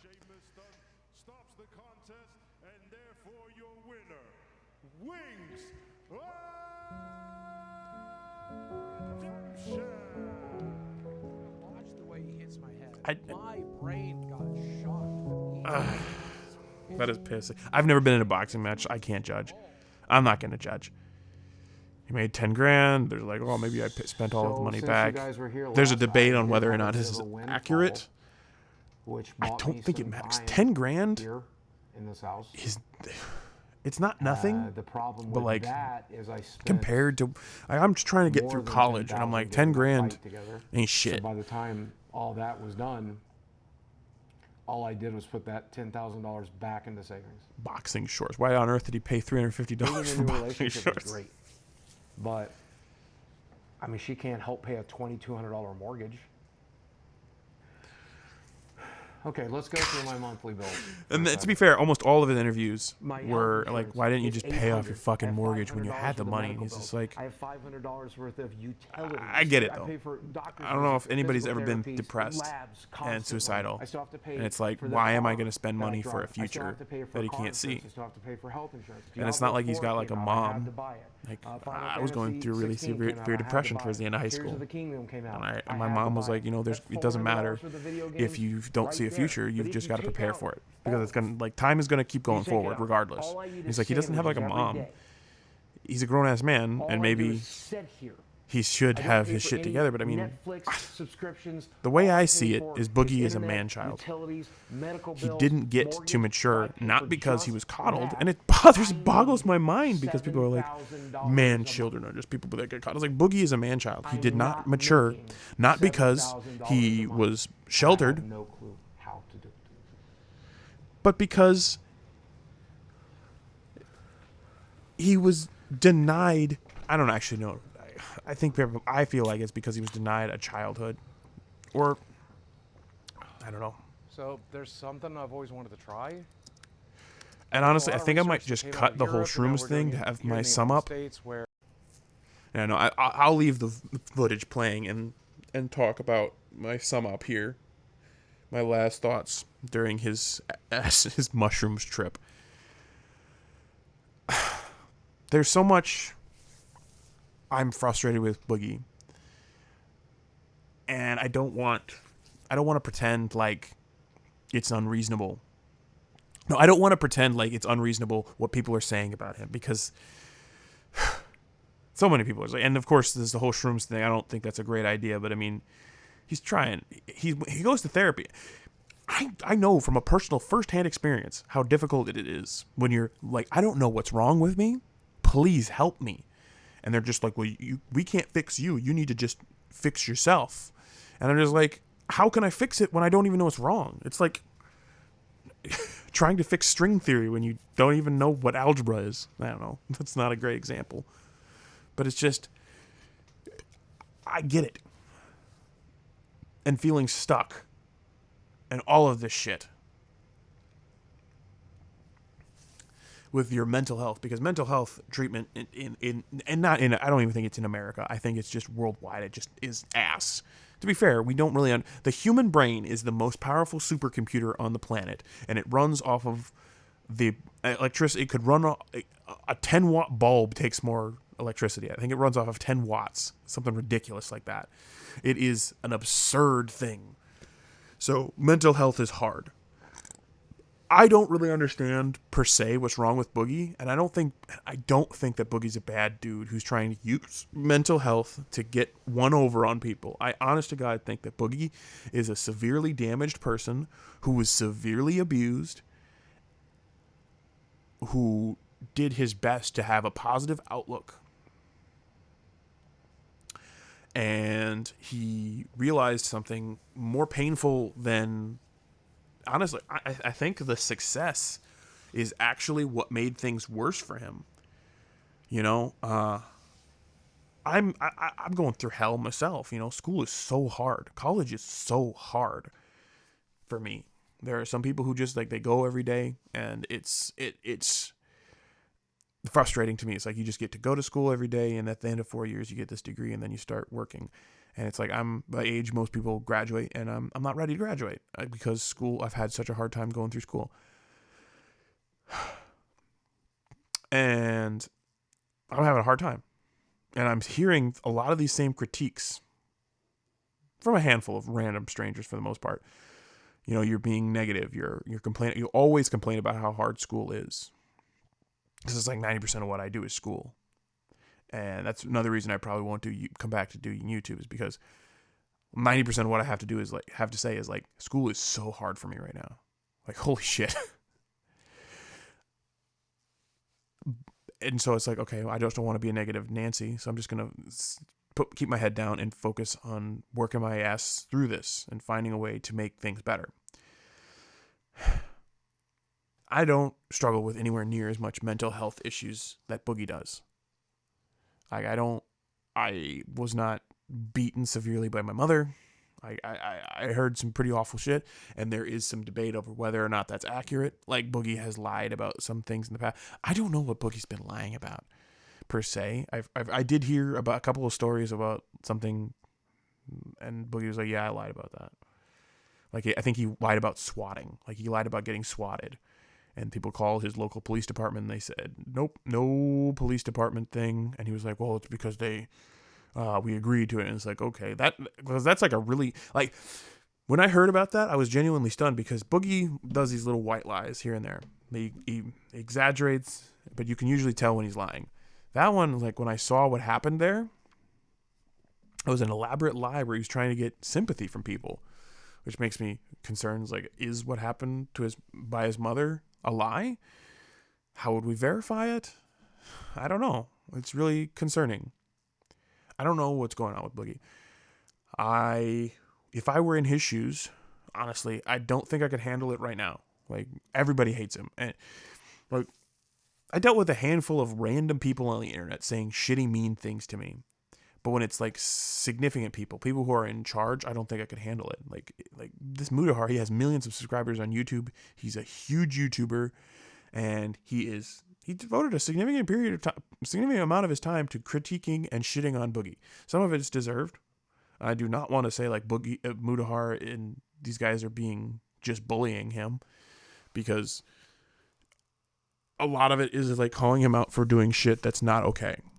But also, really, like, there's this interview with Boogie and Mudahar, and I'm like, both of them sound unhinged, and Boogie is supposed to sound unhinged. He is a lunatic. He is like clinically a lunatic, and Mudahar he sounds like, I don't know. To be fair, he doesn't sound unhinged as much as he sounds like a middle school bully, or maybe high school. Like the baffling. I still remember. It's like Boogie's kind of having like this meltdown on him, because like, you said this thing that wasn't true, and he just said over and over and over again. And Mudahar is just like 50-year-old man, and I'm like, huh, that sounds so much like the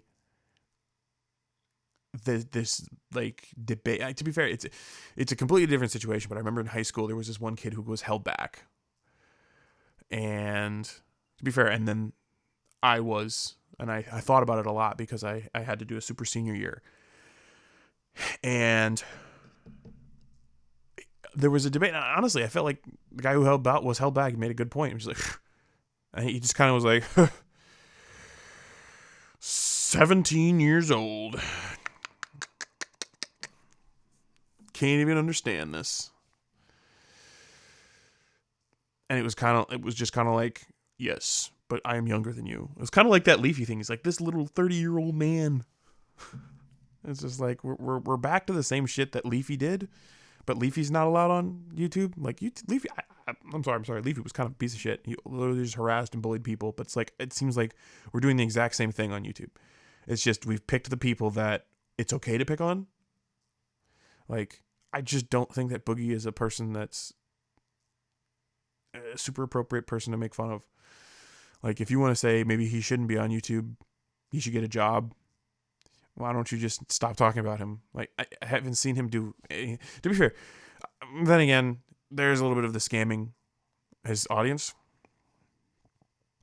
And I would say, do not donate money to Boogie. He is going to spend it on hookers and I was going to say blow, but I don't think Boogie's going to do cocaine or drugs. I think he is going to do hookers and cinnamon rolls. He's not going to spend his money on smart things. He is going to do dumb things with his money. I hope I haven't seemed like a dick rider for Boogie. I think Boogie, he's a person. I think he's a sweet person. And I want to see him thrive, but not because people give him a bunch of money.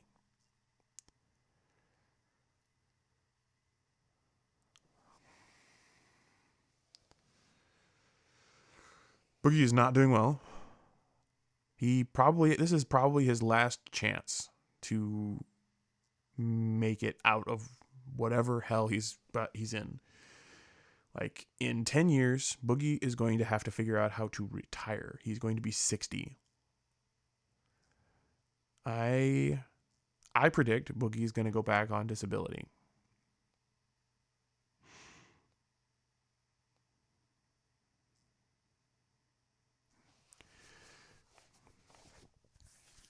That whole felony thing, I would appeal that to hell and back. If he's not, I would appeal it all the way to hell and back. There is no reason for him. Like, that was bullshit. I'm sorry, that was bullshit.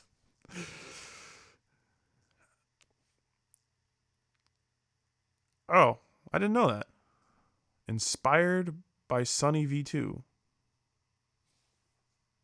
So I actually was thinking about making a video all the way back when those Sunny V2 videos were coming out, because honestly, I think like this documentary I think is really good. I'm not a huge fan of a little bit of the, oh, look at this guy. Oh, I can't believe I have to put up with this guy shots he puts of himself in the documentary. I think maybe he was trying to be cheeky on it, but honestly, it seemed obnoxious. But I still think it's a great documentary, and maybe like documentarians aren't great like on camera presences. Maybe just stick behind the camera, buddy. Okay, that's probably rude. But of course, people have been shitting on Boogie for ages. I don't know. I think I'd like to goof on somebody else. He apparently got some fine details of the financials wrong. I have no idea what went wrong there. It's also like a critique from Mudahar, which I think I think a lot of times he's being ridiculous. And then I did want to address one last thing. Is like, I was actually thinking about making videos back when the Sunny V2 videos were coming out, because Sunny was being ridiculous. He's like, oh, you showed a video of you running on a treadmill for 5 seconds, you fat piece of shit. And I'm like,